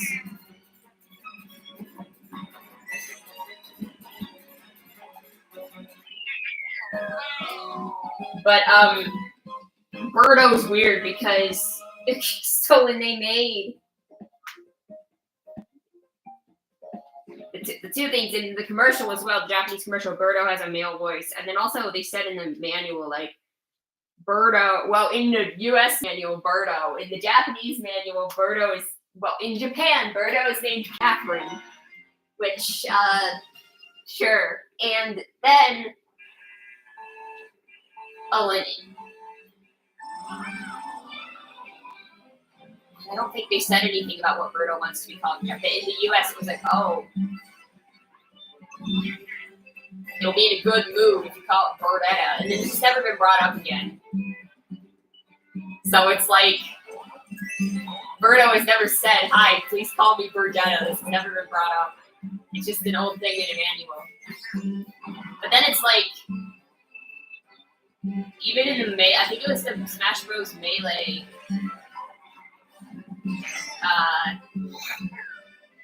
trophy description or something. It's like she looks like or something. Is it did they use she her partner? They're like, no, maybe they used it. They're like, it looks like Yoshi's girlfriend, but it's actually his boyfriend? Question mark. And then it's like, so in that case, are you implying that Yoshi is gay? Because either way, there's something funky going on. Because if Birdo is female, and it seems like in recent years they have basically tried to gender Birdo as female. Even there was even an international like Women's Day post or something of Mario characters, and like so in recent years they have exclusively gendered Birdo as female. So Birdo is trans or a drag queen or Yoshi is doing something. I don't know. It's weird. They haven't decided. They have not come out and said like, oh yeah, by the way. So I mean, personally, I think like Yoshi is. I don't think Yoshi should be gendered. Like Yoshi is Yoshi. Yoshi is not binary. Like, Birdo is a trans girl, and then the Toads are agender and asexual, but they reproduce asexually because they're fungi.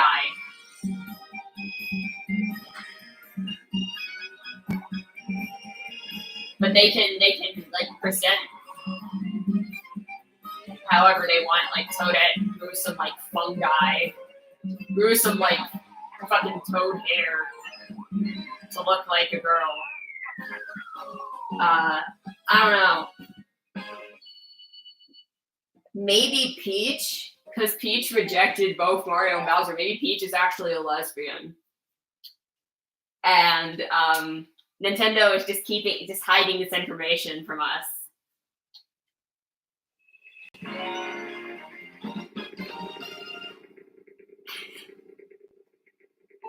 I'm just joking around. It's not that serious, by the way.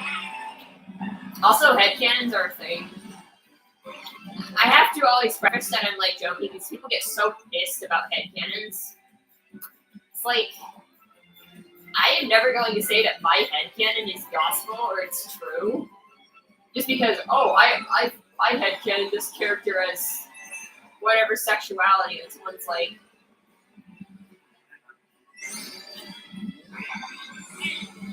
no, they're not. It's like why the fuck do you care, man? Like, someone has a headcanon, it's not hurting you.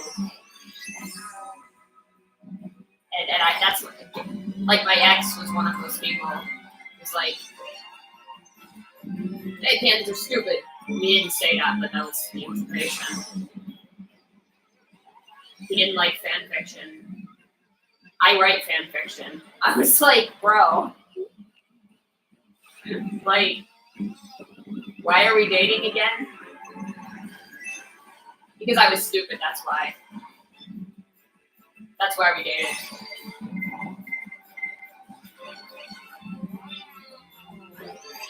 Because I was stupid and homesick.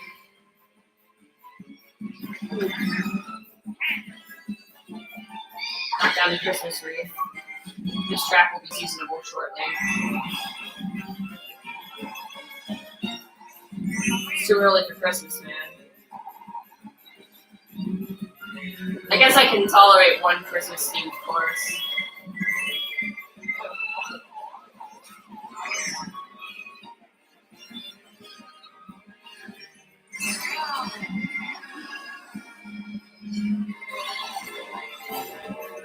I mean, this is a really nice aesthetic, I'll say.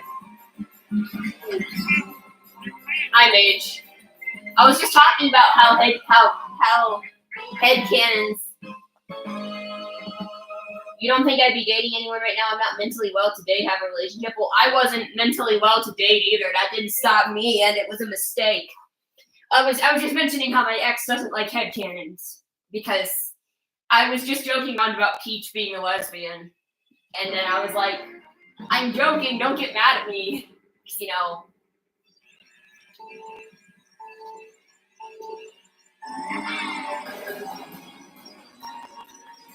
Like,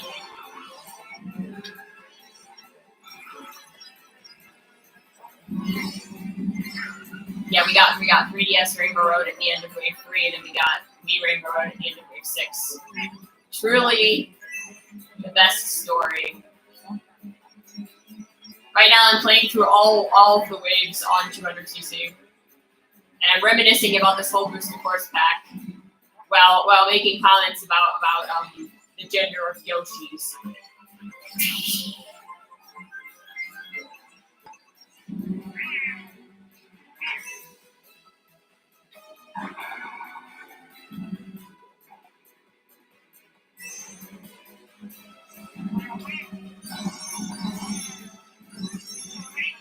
It is great that they brought back the two best Rainbow Roads, I must say.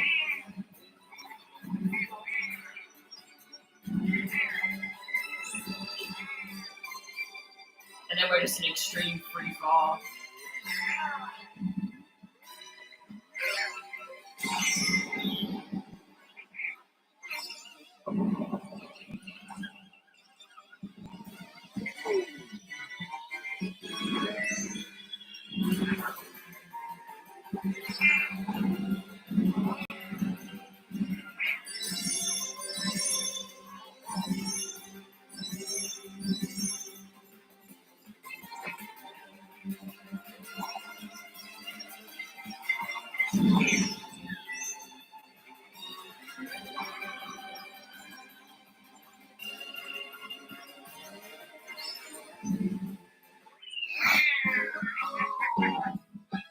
Heard of death metal by Pinchico.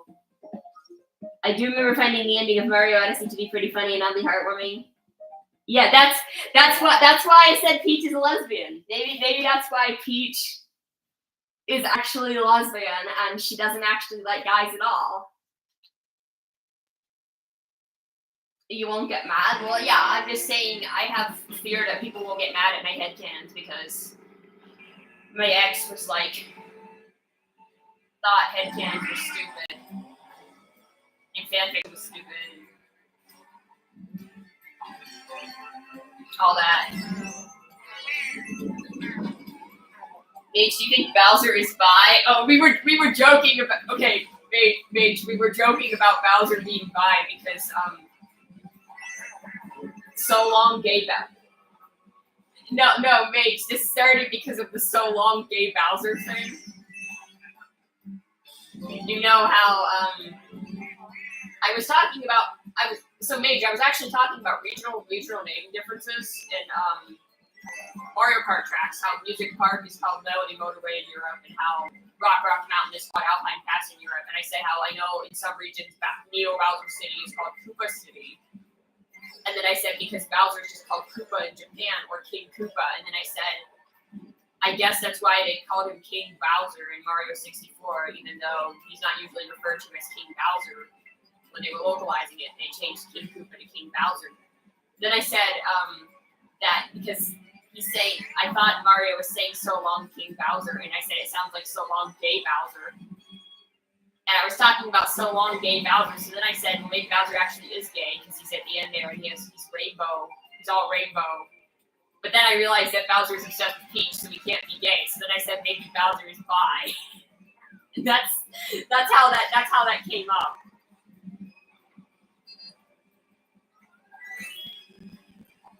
That was mostly a joke. I don't actually headcanon Bowser as bi. I don't know what I headcanon Bowser as, but I do kind of low-key headcanon Peach is he's either lesbian or asexual, or aromantic rather. He does not give a fuck about. I don't know. So long, A Bowser. King Bowser. He's stupid for trampling any fun. It might be so long, A Bowser. You might be right, Mage. I don't know if it's ever been confirmed, but to be honest, I don't know if Charles Martinet has ever come out and said, hey, or anyone at Nintendo has ever come out and said, hey, it's, and they changed the was it Mario 3D All Stars? It was the Japanese Shinju version, and they changed it to bye bye. So they clearly knew that even then the line was misheard as so long game now. I was talking about GBA remakes. This is probably the best. This or Blue Lake. Blue Lake is my favorite, but Out of all of the GBA remakes, I'm gonna say Relay is my favorite. But still.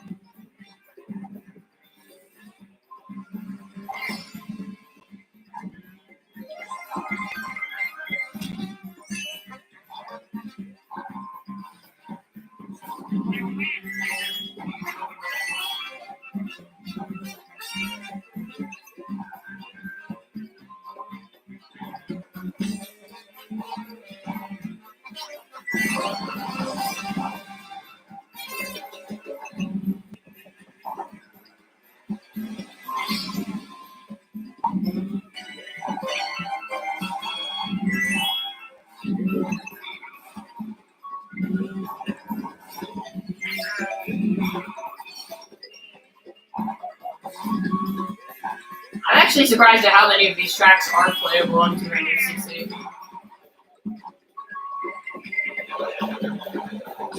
You gotta brake drift, but it's all about learning the technique, you know? You gotta learn the technique.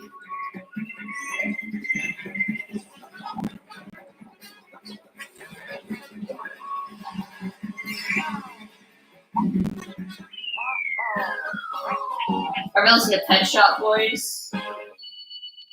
I've built up a reputation for generally not liking key changes.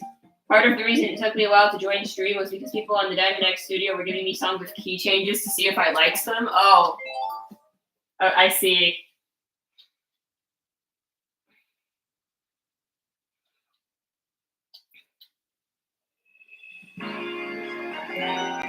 I forgot that one of the Pokemon gyms in Diamond and Pearl made you do math. Oh no. The horror.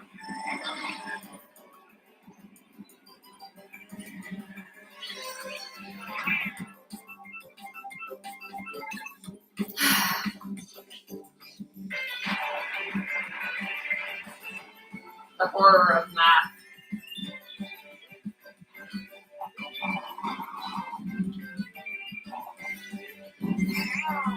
This is a course that is really fun to play in 200cc as well. I kind of wish I heard that they decreased the appearance of mirror in 200cc races in worldwides, and that's kind of sad to me. I'm like, I want more 200cc in worldwides. Because whatever, although to be fair, I get absolutely destroyed whenever 200cc comes up in a worldwide.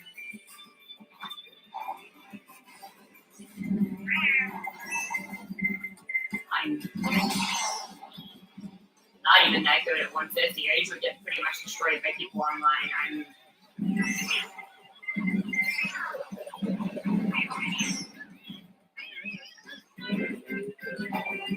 It's sad.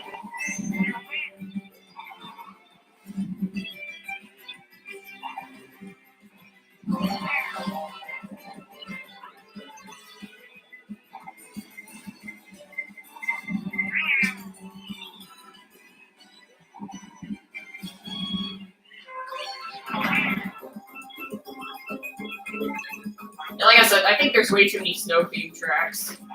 Even in the DLC alone, there's Merry Mountain, there's Snowland, now we have Rosalind's Ice World.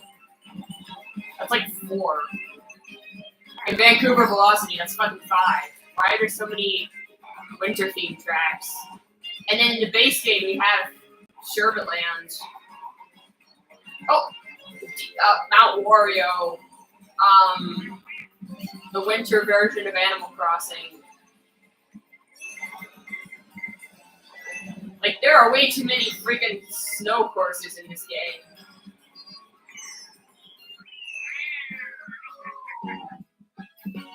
It's funny revisiting math as an adult because the math was too basic when you're in 4th grade. It was like, when I played it, it's a bit tougher.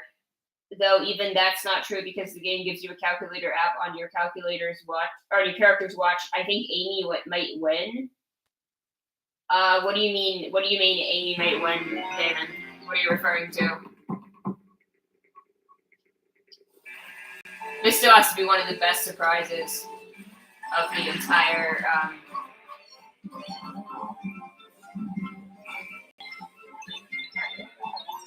The entire Booster Course Pass. This is still one of the fucking coolest things that they could have done. It's the Yoshi's Island course. And I have played this on 200. I was very into this when it dropped.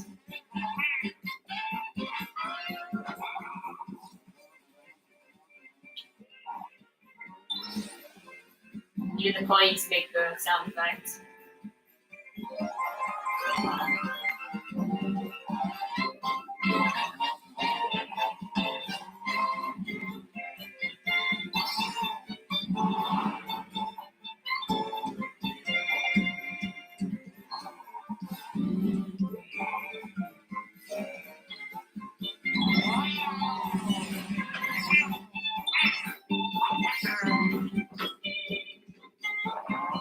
Oh yeah, no, tomorrow's Friday. I keep thinking tomorrow's Saturday. So GWS is on Saturday, right, Paige? And it's 6 p.m. I think, because it's 11 p.m. Rowan time, which I think is 6 p.m. Although I haven't accounted for daylight savings, I don't know if that affects anything. I just looked up what it was. It said 6 p.m. Eastern. It said 11 p.m. GMT, 6 p.m. Eastern, so.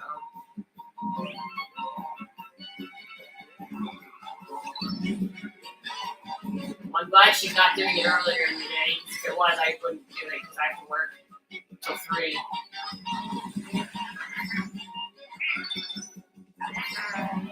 I mean, I might still be asleep, to be fair. I did submit to this one though.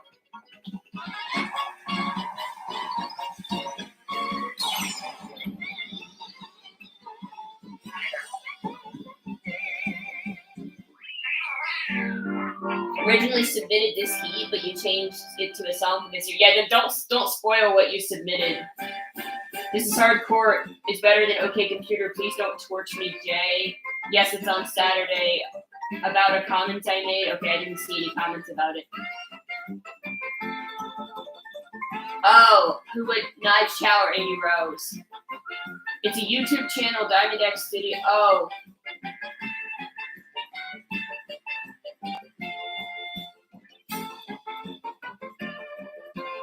Okay, you were explaining what Diamond X Studios was.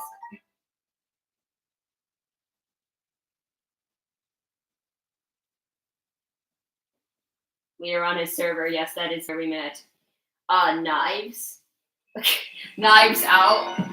Also, when you said this is hardcore is better than OK Computer, I haven't heard this is hardcore, so I can't say that you're wrong. I mean, also you wouldn't be wrong anyway because it's called an opinion, and I'm not going to torture you for liking an album. I'm not going to torture you for liking one album more than another.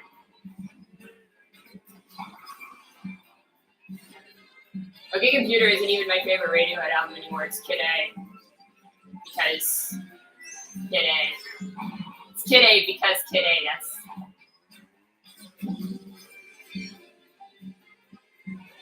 Yeah, which one is this? This is Bangkok. So many freaking city courses.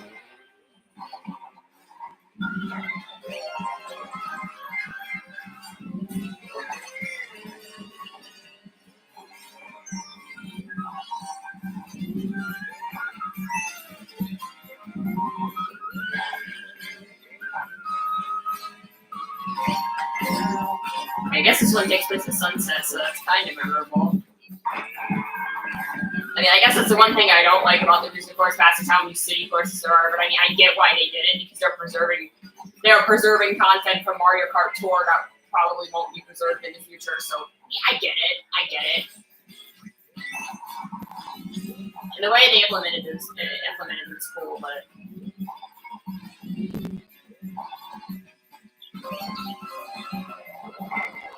I still kind of have trouble differentiating a lot of them.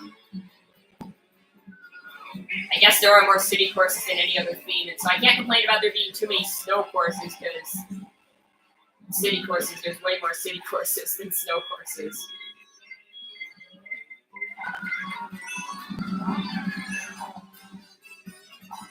Yeah, there aren't too many courses with completely unique themes anymore, though.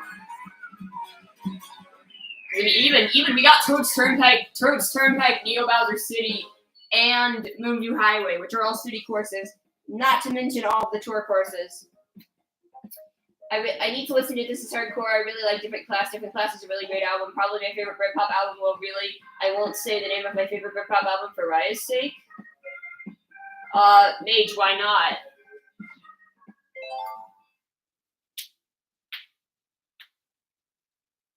What do you mean you won't say the name of your... I'm confused. Why would you telling me the name of your favorite Britpop album upset me?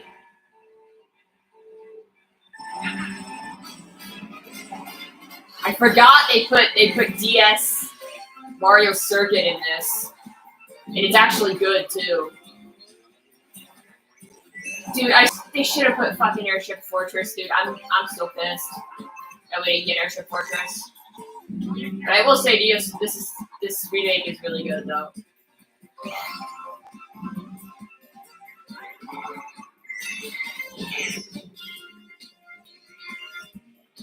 Oh, okay.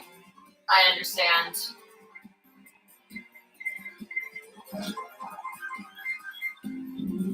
It's okay, Mage. I know you're not a toxic person.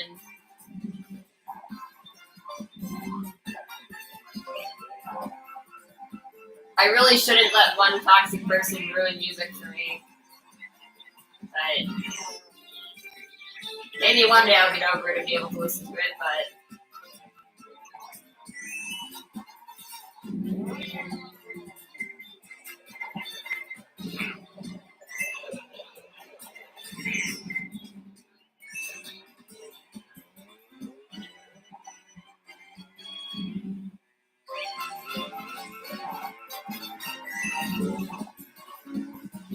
dude, I'm still pissed. I'm still fucking pissed at that person.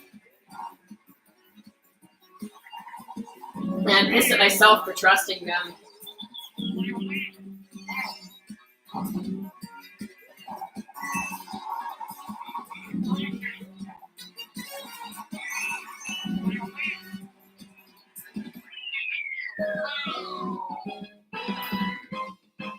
They're a Britpop band, but they're relentlessly dark. I mean, again, that would generally sound like that would be up my alley, but again, just because of you know why, Mage.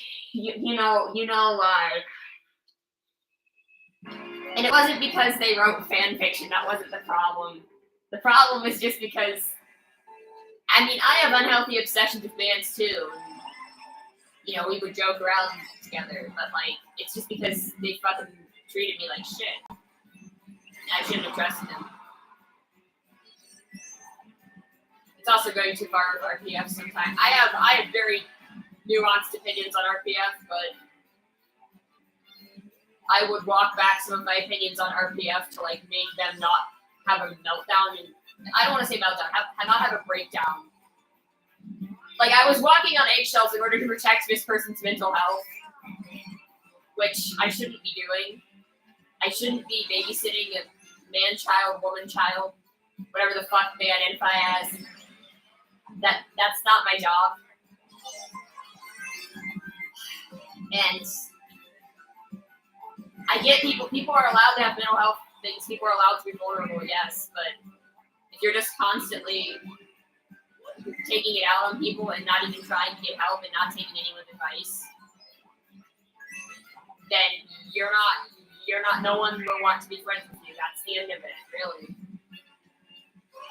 Like, if you're trying to be the best person you can be and you struggle and you have struggles and you're open about them, great. You know, that's great. But like, you can't just constantly be offended by people. I mean, yeah, I get it. It sucks when someone says something bad about things that you like, but like, you can't get mad at someone for being like, I don't like a certain type of fan fiction. Like, yeah, I mean, I'm not mad at my ex for not liking fan fiction. That's his thing. I just, you know, we shouldn't have been dating. I can be friends with people who don't like fanfiction. I just don't want to date them. It's not even all fanfiction. It's just there are certain types of fanfiction I don't like. Mainly the overly actual ones, because it's just not my thing. But people are into it, and that's cool, you know? As long as it's not, like, really, really messed up.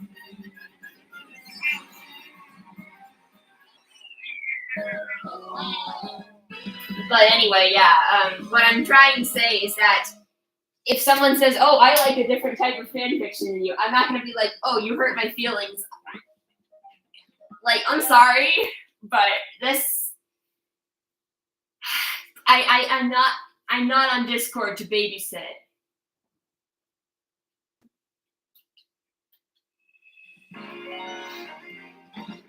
Like,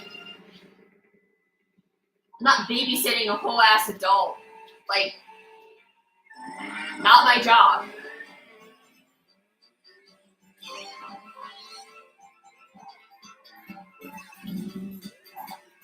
This one's cool. I'll acknowledge the Singapore is cool.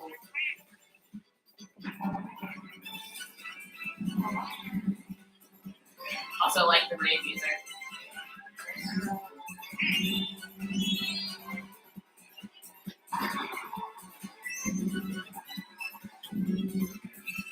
Makes me want to go to Singapore. If it looks like this in real life, I want to go there. If it looks like a Mario Kart track.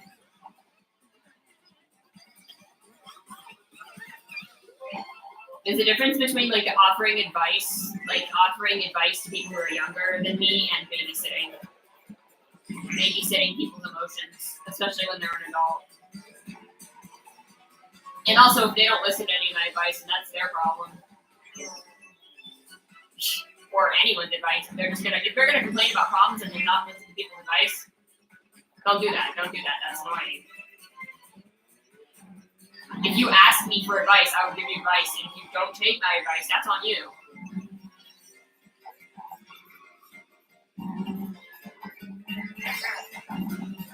If you just want to vent and you say, I don't want advice, I just want to vent, just say that. Say that you don't want advice. That's fine. I get it. People give me advice on shit, and I'm like, I didn't ask. Like, people would tell me, like, that's not socially appropriate. I'm like, I didn't freaking ask. But if you're gonna, like, ask for advice and then not take it, I don't know.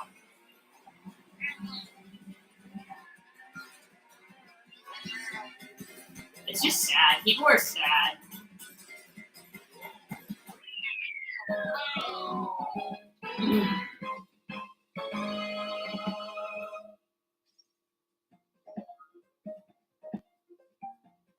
The crossover fan fiction between My Little Pony and Fallout New Vegas interests me mainly because it's a spin-off series apparently has over 1,600,000 words total. I hate walking in eggshells. Same. I felt like I had to once before, and that person was incredibly passive-aggressive towards me and just really hated me for seemingly no reason. Mage, I think I came up with a name for Wayne. Yeah, who is Lane? She hated me. Oh, Lane is your OC. She hated me so much she just turned on someone just for neutrally defending me. I think his name might be Shinji. I'm not going to say it's a permanent choice, but that's an idea. When I see the name, I think of Fishman's late frontman Shinji Sato. Okay. Anyway, but yeah, Mage, I'm sorry that happened to you. Because it fucking sucks. Can I ask, is it someone who used to be in Sean's Discord?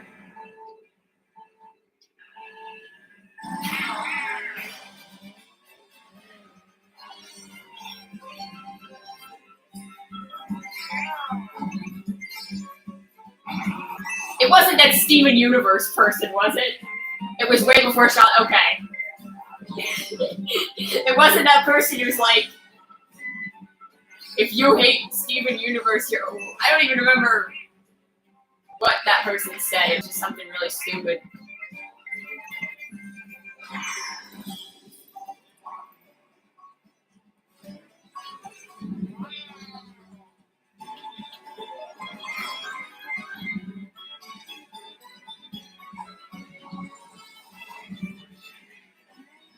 Of course, we've got Athens. Athens is pretty freaking cool for a Mario Kart track, I guess. This is one of the more unique ones. I'll give it that. Like aesthetically, it's very unique from your other city courses.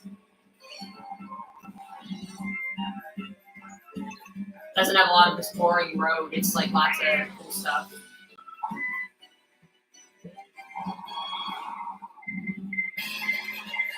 But yeah, I think this track is cool.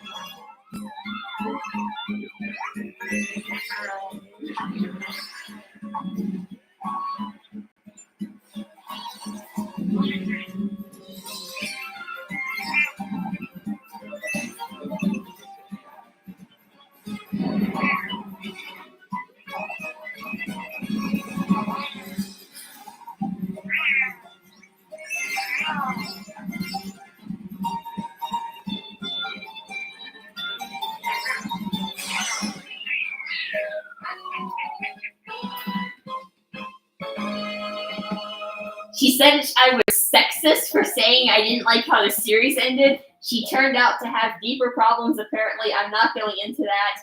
I don't like how SU ended. I have no clue why a person would say that it has nothing to do with gender. Again, I haven't watched the show, but like that is a really fucking stupid thing to say. I also think it's stupid to say that if you like the show, you're supporting redeeming people who will not see. Or something like that. Because, like, my ex had some thoughts.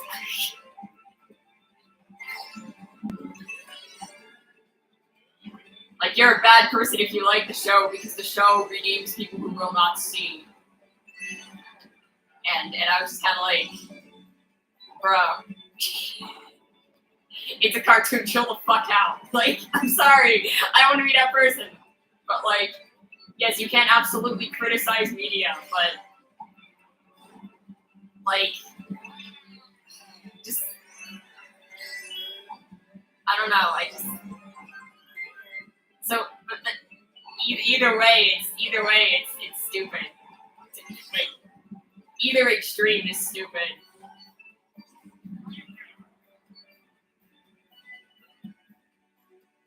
I mean, no offense if you guys don't like Korra as a character, but like this is not related to SU. God, I can't say SU because I live really close to Syracuse University, so when I hear SU, that's what people refer to around here when they say SU. They mean Syracuse University, so that threw me off. But anyway, about Legend, I didn't finish watching Legend of Korra for other reasons, like personal reasons. Didn't have to do with the show. I was just in a really fucking awful headspace at the time. And I was too obsessed. And it wasn't healthy for me. I was too obsessed with like the Avatar verse. But it had nothing to do with the show. I was just in a really shitty headspace. But my point is that, like, no offense to people who don't like Korra as a character, or people who don't like Korra as a character, like, can be red flags, just because I'm not gonna say you're sexist. I'm not going to go that far and say you're sexist if you don't like Korra as a character. That's stupid. But I also think that there's this idea of, like, women being, like, empowered, like, kind of a bitch. More like, it's okay to redeem some characters, but some bad guys just need to be bad guys. I don't like the idea.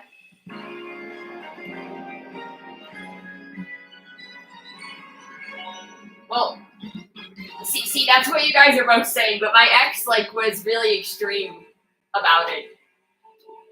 He was like, really, you can dislike it, but he was just like, he took that shit so seriously, like, it's like this extremely important real world, and yeah, it's a real, I mean, yes, it has real world implications, but like, maybe worry about actual shit that affects Because, like, for me, like, for instance, I remember, like, stuff like Roe v. Wade. Because he didn't live in the U.S. It didn't affect him. I mean, it wouldn't affect him anyway because he's a dude. And I just remember I would tell him, like, how upset I was about things happening in the U.S. And he'd be like, what do you want me to do? Like, I can't vote. And I'm like, can you, like, at least try to give a fuck about it? You know? But he was so passionate about cartoons that were, like, morally wrong to him. And I'm like,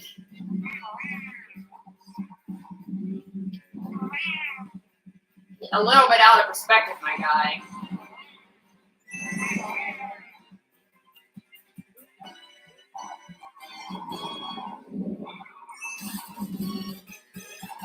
I mean, he also apparently literally said that one of my friends was a bad person for going to see the new Flash movie because Ezra Miller is problematic. Like, it's fine if you don't want to, like, everyone in Hollywood is everyone in Hollywood is problematic, and my friend wasn't supporting Ezra Miller's actions. He wanted to see the movie because of Michael Keaton Batman. It's like, I'm not going to say you're a bad person if you still listen to Kanye West, unless you, like, agree with Kanye West. If you're like, yeah, Kanye West says some really great stuff, then I'll say, yeah, you're probably a bad person.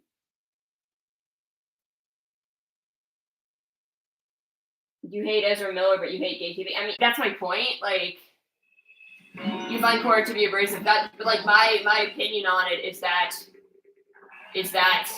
that's the point of the character, and also, I mean, if you don't like it, it's fine, but it's like, it's kind of like one of those things where, well, also, I know you're not sexist because you're both probably gender fluid. I'm talking about, like, cis guys who hate Korra. Cis het guys. I'm not saying they're necessarily, but it does kind of red flag me a little bit. Because it's like, do you hate when women are assertive, like, in real life? Like, you know, it does make me, I mean, especially with my ex, because he was, like, so passionate. He acted like fiction was reality in a way that, not like my ex-friend who, like, probably genuinely thought fiction was reality. But I'm talking about, like, he would be like, the real life implications of, like, fiction is so powerful. Yes, I agree fiction can affect reality and have implications on reality, but, like, he would give it too much power, if that makes sense. Oh, funny thing about this track. So Benny Vinesauce played a pack of Mario Kart Wii custom tracks that someone sent him, and this track was in the custom pack, somebody had made like a crappy version of this track in Mario Kart Wii, and like, it was like unfinished textures and stuff. But the file name of the track, like, in the pack that was sent to Benny, was just called Shithouse. It's a bathroom track, you know. It was called Shithouse. The real name of this is Squeaky Clean's Friend. But then so Benny was just like, I'm gonna play Shithouse, and then he played it because, like, this, I was like, I was tricked. Like, it wasn't actually Shithouse. So whenever I play this track, I'm always just going to think of Shithouse from now on.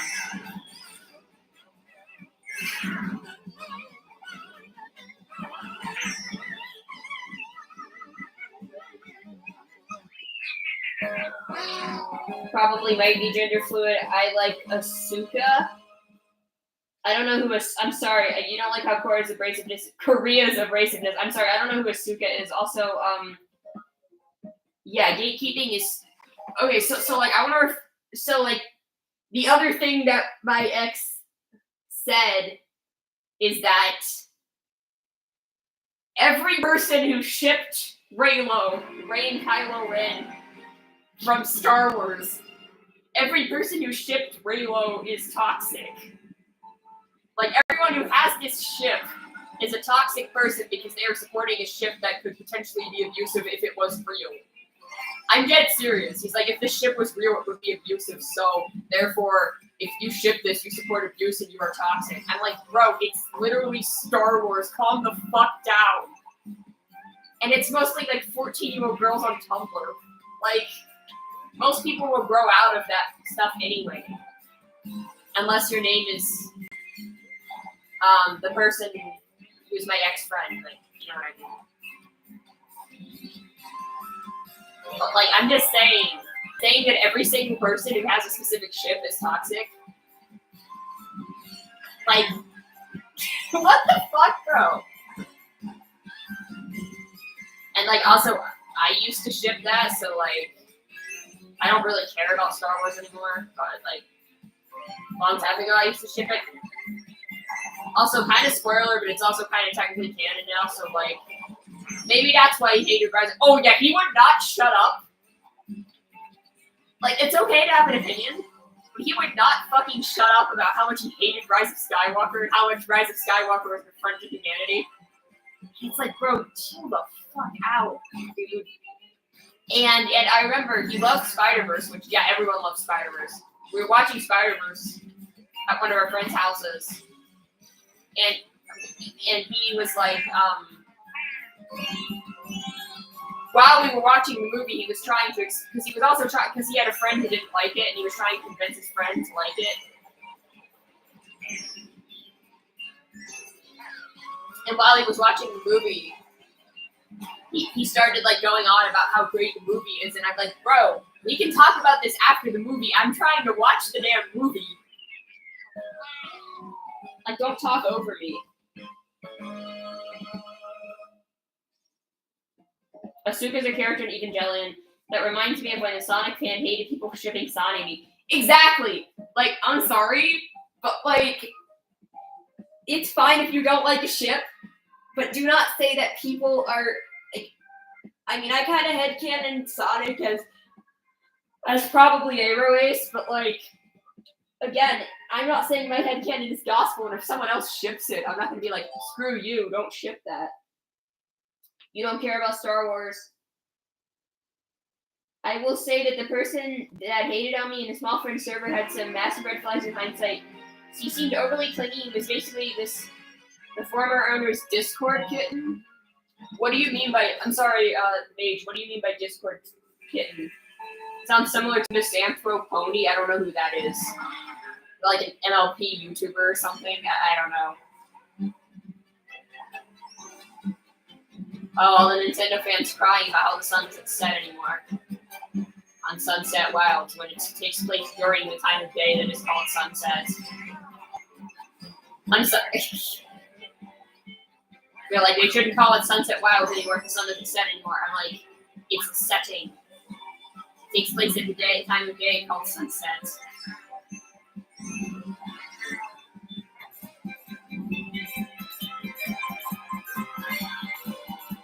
And I don't think Mario Kart's lighting engine supports the sun going down, or it doesn't have like multiple skyboxes for the track or whatever. Like, yeah, I get that it sucks, but people who were like, it shouldn't be called Sunset Wilds anymore. I think Nintendo fans complain about the wrong things sometimes. There are certainly things that they should be complaining about, but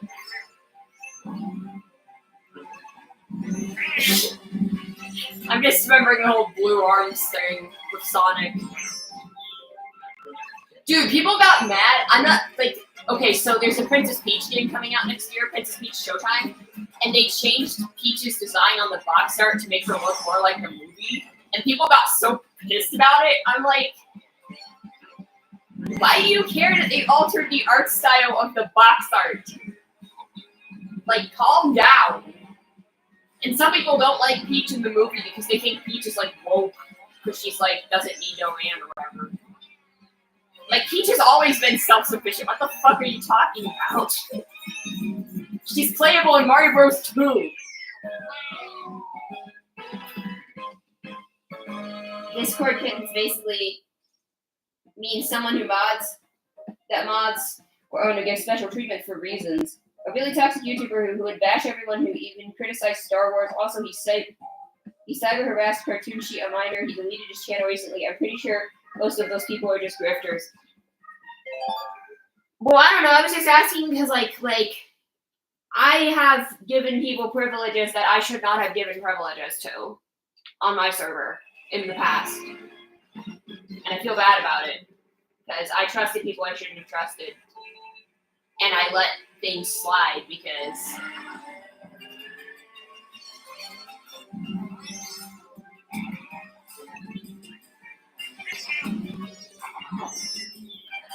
you know.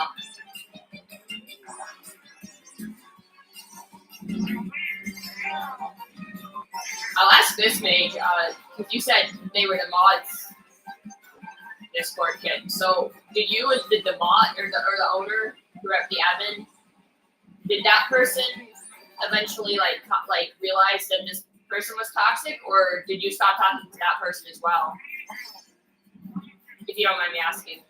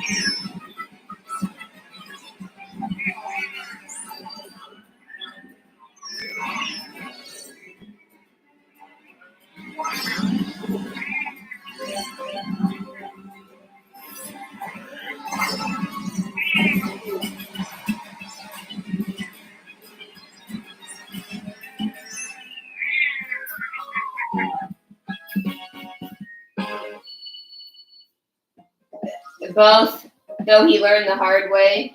So you no longer talk to that person, but he also realized the other person was bad. I hate Misanthropony. After given chance after chance after chance by Leo Convoy and other big creators, he still kept being a really horrible scumbag. Okay, yeah, again, I have no clue who that is. But Mage. So again, I what I'm saying is the reason I was asking, like, what do you mean when like people were getting like special privileges or whatever? Because I used to do that, or I wouldn't say special privileges, but like I gave people moderator status who should not have been mods.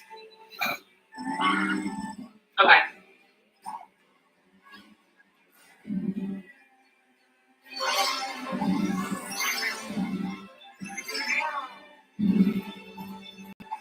And I feel really bad, and like even when other people would tell me that that person made them uncomfortable, I didn't listen, and I kept defending them.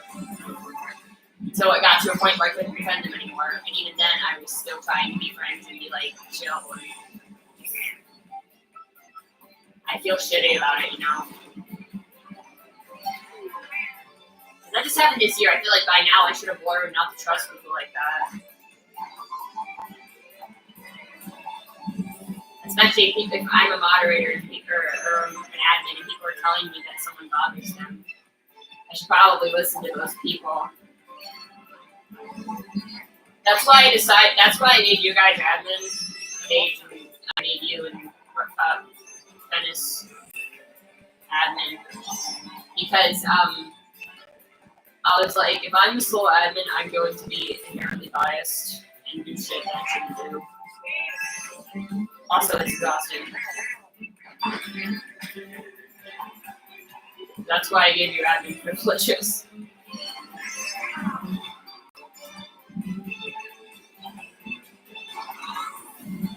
Dude, I'm getting so many bombs in this. I should probably disable them next time I do this.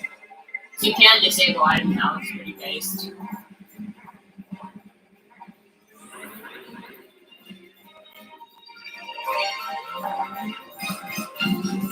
So I'm really curious to see how the Wave 6 tracks will play in 200cc. I played them once in 100cc and that's all.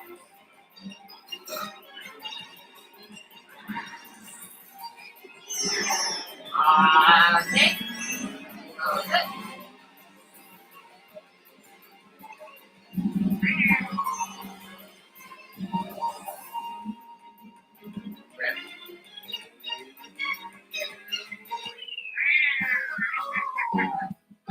I meant like there were some, well, specifically he was a sum. Okay, so I wasn't. I mean, I was I a simp for that person, Rage? I mean, not like romantic, not like man, I want to, not like that. But I mean, was I? I was granting I was like giving them all the emotional needs they wanted or needed, right? You're talking specifically, okay, yeah. So it was a whole unhealthy relationship as well. All right, we're gonna see how this plays in 200. So far, decently well. I mean, I guess city tracks are inherently like wider and stuff, so it does make sense why they would play well in 200. Although I will say, doing a versus race 48 track versus race of Boost Course Pass just shows how many fucking city tracks there are. Because they usually start and end each cup as well, so it's like going back. Or start and end each wave at the very least.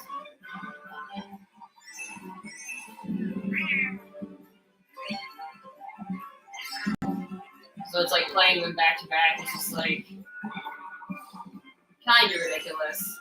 Although I will say I do like this one. This one's kind of cool. It's nighttime. It's got a nice layout too. But I was still granting the emotional needs of someone who was hurting other people. Rather.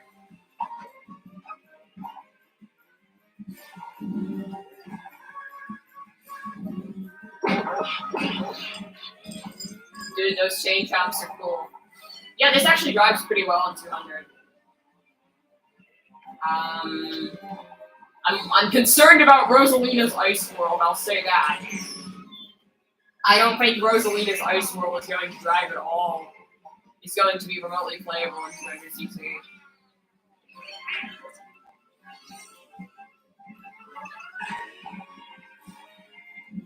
But yeah, Romavanti not bad in 200.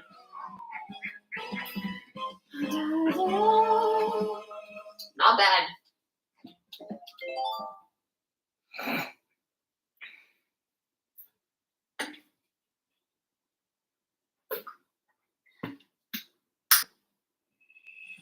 You did see through it eventually, and you also haven't turned into a visible asshole that goes out of their way to look for inconsequential things to bitch at people about. So you're still. Are you referring to this other step above the guy in the server I was at? Okay, I was gonna say. So you're saying that person turned into a miserable asshole, and I mean, I tried to like. I can recognize that like I made a mistake and I tried to do better. That's why I gave you guys admin, and like that's why I also like tried to be better in my judgment. This one's gonna be interesting. 200. Usually when I tend to beat myself up over stuff, but I try to at least learn from it. I get frustrated because I feel like I'm not learning fast enough sometimes.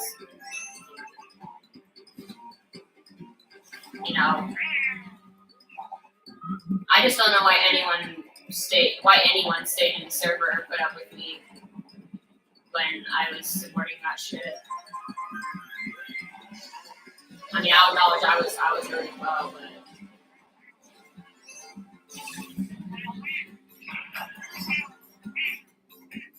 feel so stupid in hindsight. There are so many people I shouldn't have trusted, my ex included, and I just feel stupid in hindsight for trusting them. I've also been like ghosted and unfriended by lots of people. I've had some friends ghost me for no reason. I've had IRLs turn out to not be good people, and online friends turn out to not be good people. And it sucks.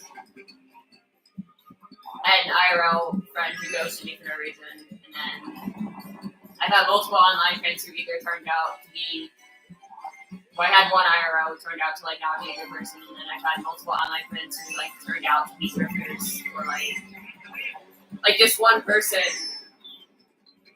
like who used to be like chill and just a chill K-pop fan back in 2020 and like LGBT and all that, and then now it's like I grew out of being LGBT, I'm anti-vax, I'm conservative, and trans kids shouldn't be allowed to transition. Literally, that's what happened. Like someone I used to be friends with on Instagram just completely changed their political stance. So it was like one of my old IRL friends is also transphobic, so I'm like, I can't be friends with you anymore. I didn't say anything, I just blocked them. But yeah, it sucks.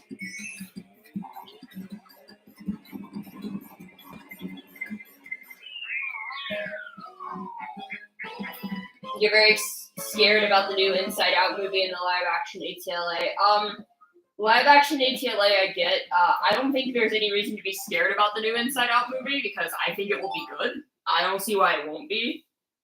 Pixar's good, and I linked a few videos on the Discord if you want to know more about Misanthropone / Zade Magenta. Okay, thank you. But I think that the Inside Out will be good. I mean, the first one was good. I usually don't like how many sequels are being pumped out, but I think Inside Out has a lot of potential for a sequel because as she ages, goes through puberty, you know, and Pixar has tackled puberty very well with Turning Red. So I think Inside Out 2 will be good. Oh no, I'm going the wrong way. Crap.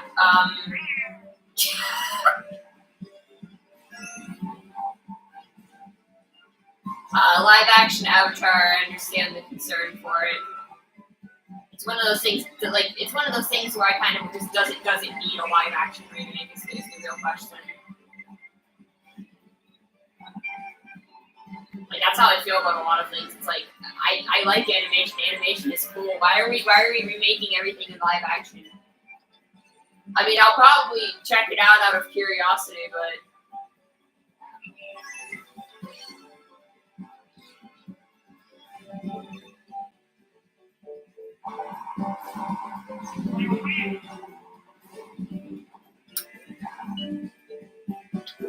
I'm not holding my breath on it being good, is what I'm saying. I know that because Netflix and Avatar Studios split, and Avatar Studios is working with, well, usually they're releasing stuff. They're gonna release stuff on Paramount Plus now because Nickelodeon, but also there's an animated movie that's coming out in like 2025. We don't know anything about it. We don't know if it's going to be like a theatrical release or it's just going to be like Paramount Plus streaming. I think it might be theatrical. I'm not sure, but it will feature the gang as young adults. That's all we know about it. Like, but then Avatar Studios is making it, and not Netflix. And the people who like work creative with it. So the Netflix thing is probably going to not be that good. Remember the shitty live action movie exists? Even in video games, roundabouts are confusing. Yeah. But I'm saying I'm not scared about it. I'm excited about Inside Out too. I think it'll be good. But yeah, I'm not holding my breath. Like, if the Netflix Avatar sucks, it's like there will be more Avatar content that won't suck because Avatar Studios is going to be releasing movies themselves, and those will not suck because those have like some of the people who worked on the show actually working on it, and which the Netflix show was like originally had like people working on it, but then they like left due to creative. So that's why I think it'll be bad because like oh yeah, you I made the show, but I'm having creative differences with how Netflix is doing it. Yeah, it's not gonna be good. I don't want to say that necessarily. I mean, I don't want to like go into it assuming it's not gonna be good because I like to give things a chance generally. I have not watched the trailer yet though,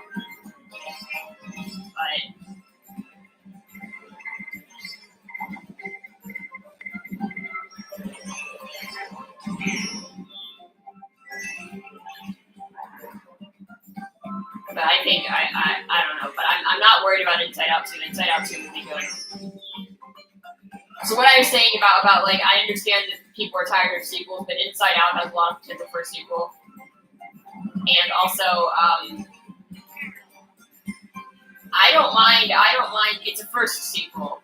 If they make five Inside Out movies, then I might have a problem with it. But making one sequel to a good movie that has lots of potential for a sequel is or even making two sequels, even making a solid trilogy, get a solid trilogy out of it. I'd be cool with that if it's good. But the fact that they're gonna make Toy Story 5 pisses me off. I know people didn't want Toy Story 4. I like Toy Story 4. But Toy Story 4 is very clearly the end of things. We do not need another Toy Story movie. I'm sorry.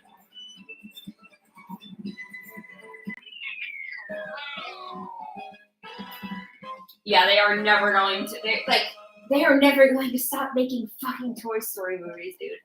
Spinoffs are fine. Like, I don't care. Like, I mean, I know people didn't like Lightyear, but I'm not mad that I haven't watched it. But, like, I'm not mad that it exists. Toy Story spinoffs are fine, but, like, why are you going to make fucking 5 Toy Story movies?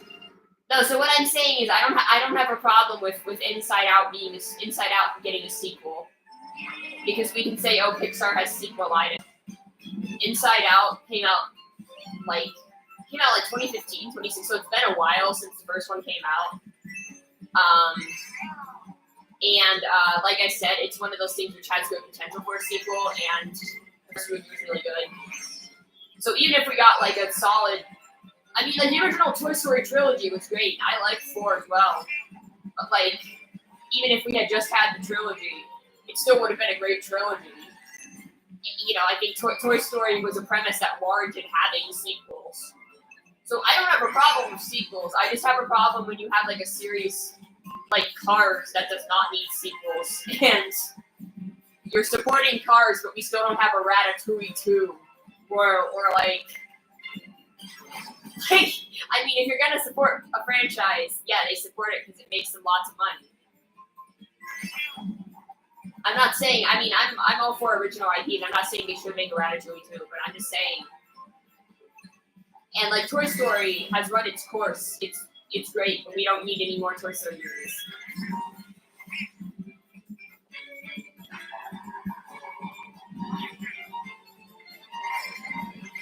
So like I don't live with my dad anymore, so a lot of the social aspect of I used to like go to all the MCU movies. We used to go to them together. I'm like, man, I don't care about the Marvels. And apparently there's like 2 shows, like the Ms. Marvel show and the like Defenders or whatever the fuck, that like tie into the movie. And I'm like, if they're requiring me to watch all the shows in order to understand the MCU, then I'm starting to have an issue with it. I'll probably will watch the movie, but I might wait till it's on Disney Plus. I may not watch it in the theater, which would be the first MCU movie I haven't seen in the theater since I started watching MCU movies. You saw 3 in theaters with uncles as a kid. Oh, Toy Story 3? I saw Toy Story 3 in theaters and was traumatized by it, but yeah. No, I'm joking, but like it actually really fucked me up as a kid. Toy Story 3 is fucking scary.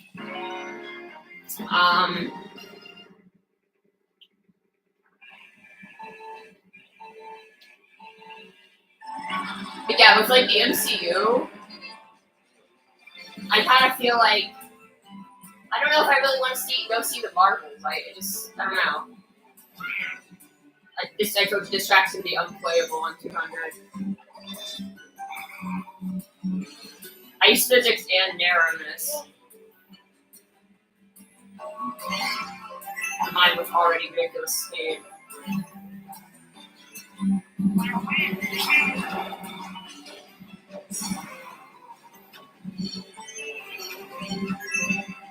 I'm just skidding all over the place.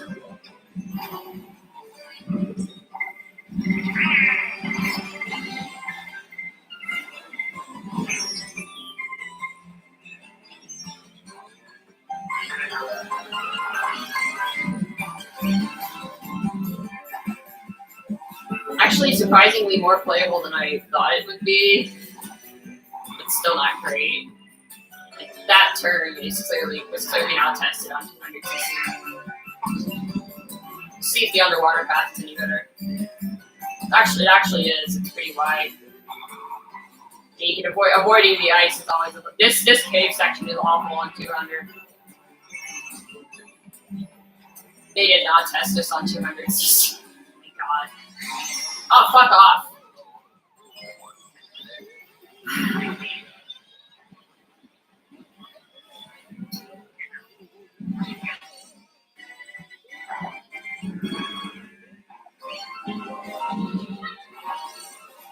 I do think this remake looks really good, but and it played well on 150. On 150, it's like decently challenging, but not bullshit. So as long as it plays well on 150, I'm not too mad about it. I mean, there are base game tracks that don't play well on 200 anyway, so like it's not a BCP exclusive problem. It's just that 200cc was not tested with the majority of tracks.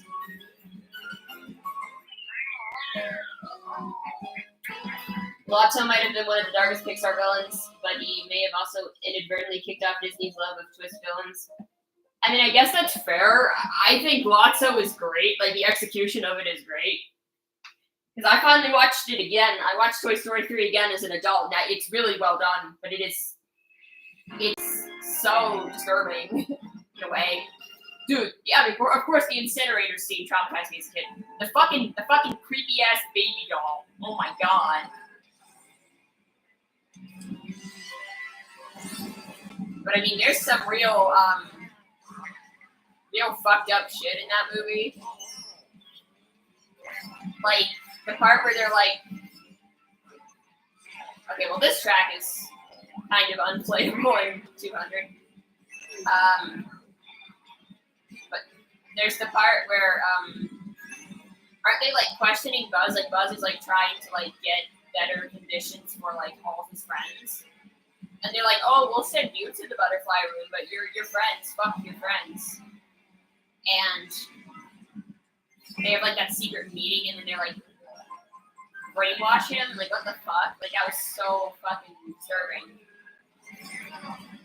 And just the kids abusing the toys as well. It's like they're sentient. Like you can't. I mean, obviously kids are kids. Like, but.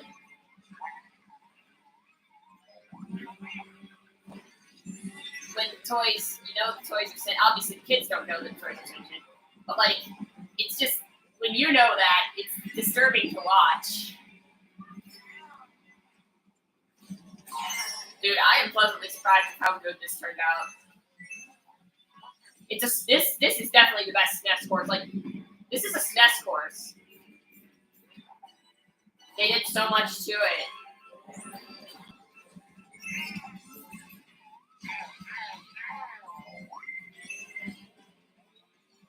I still can't believe we didn't get N64 or Double Dash Bowser Castle or Wii or literally any other Bowser Castle.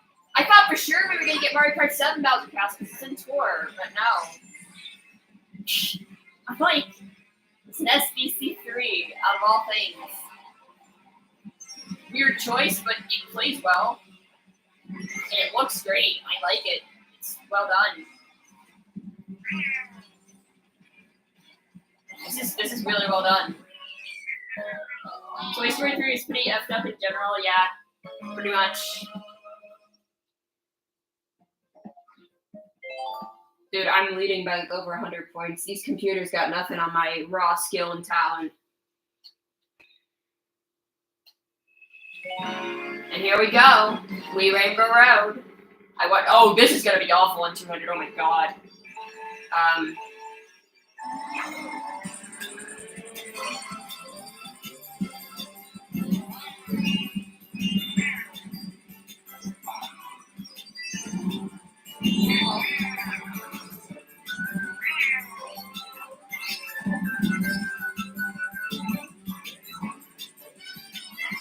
Oh,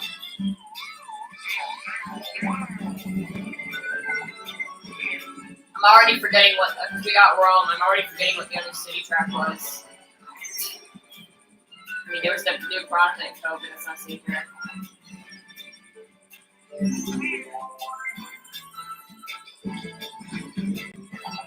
Oh, it was Madrid, I think? Yeah, oh yeah, I just already forgot that Madrid is a state.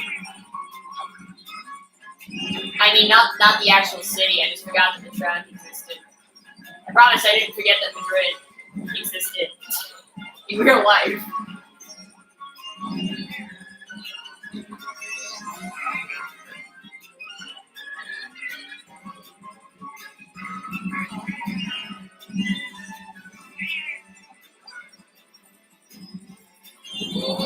This is so cool. I love this. I'm so happy they brought back the best Rainbow Road. Yeah, I like this more than Mario Kart 7 Rainbow Road. I don't care what anyone says. Okay, they definitely did widen the track a bit. Also, jeez. Dude, I feel like you fall farther in this too for allowing it to mix you out. Like, it's really trying to be brutal. I love it.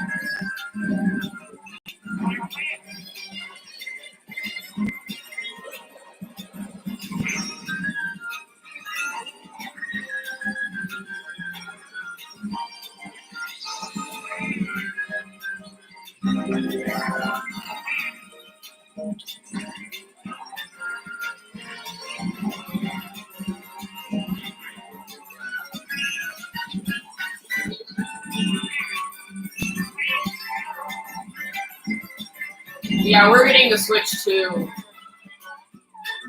soon. It's gonna be announced soon. Cause like Mario Kart 8 Deluxe is done, guys. Like, what else are they gonna do with the Switch? Mario Wonder's out. Like, there's nothing else. I mean, the only other games we have announced are like remakes and Metroid Prime 4, which probably won't even be on the Switch. It'll probably be on the Switch too. So yeah. Switch 2 is coming. It's been almost 7 years. Yeah, exactly. And it's gonna launch a new 3D Mario game. And the 3D Mario game is going to play like Bowser's Fury, or going to be structured like Bowser's Fury, but on a much larger scale. I just want to see. I knew there were some Mii costumes. I don't really give a fuck about it, but who are all these people? Oh, I forgot. I made the members. I think I made the members of Blackpink or something. Okay, we got a block. We got this night outfit.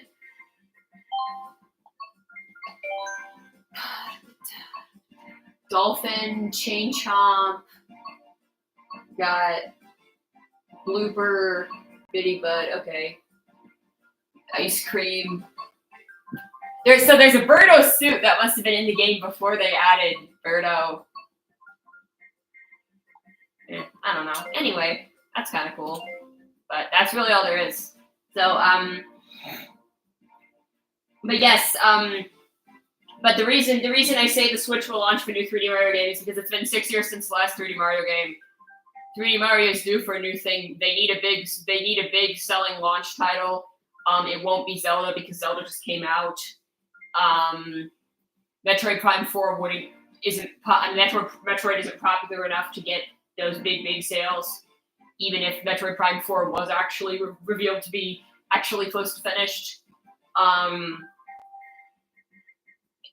Bowser's Fury was clearly created as a test for fully open world Mario, and the next Mario game will be fully open world, and it's going to be a launch title for the Switch too, because the Mario movie was so successful. So Nintendo knows what they're doing with their marketing. I would be genuinely shocked if the next 3D Mario game is not a launch title for the Switch 2. I would be genuinely shocked. I feel like I'm pretty safe in that prediction. But yeah, that was the Booster Course Pass. The whole thing. But yeah, I mean, overall, I liked it. I mean, like I said, a lot of city tracks, but I get why they did it, for preservation. And it definitely added a ton of longevity to this game, which is great. And there's just so many tracks now. It will really almost never get old. So yeah, I enjoyed that a lot. So I'm definitely gonna stream some actual game. I mean, this is a game, you know. But yeah, Wave 6 is pretty good. I like it a lot. I'm gonna go now.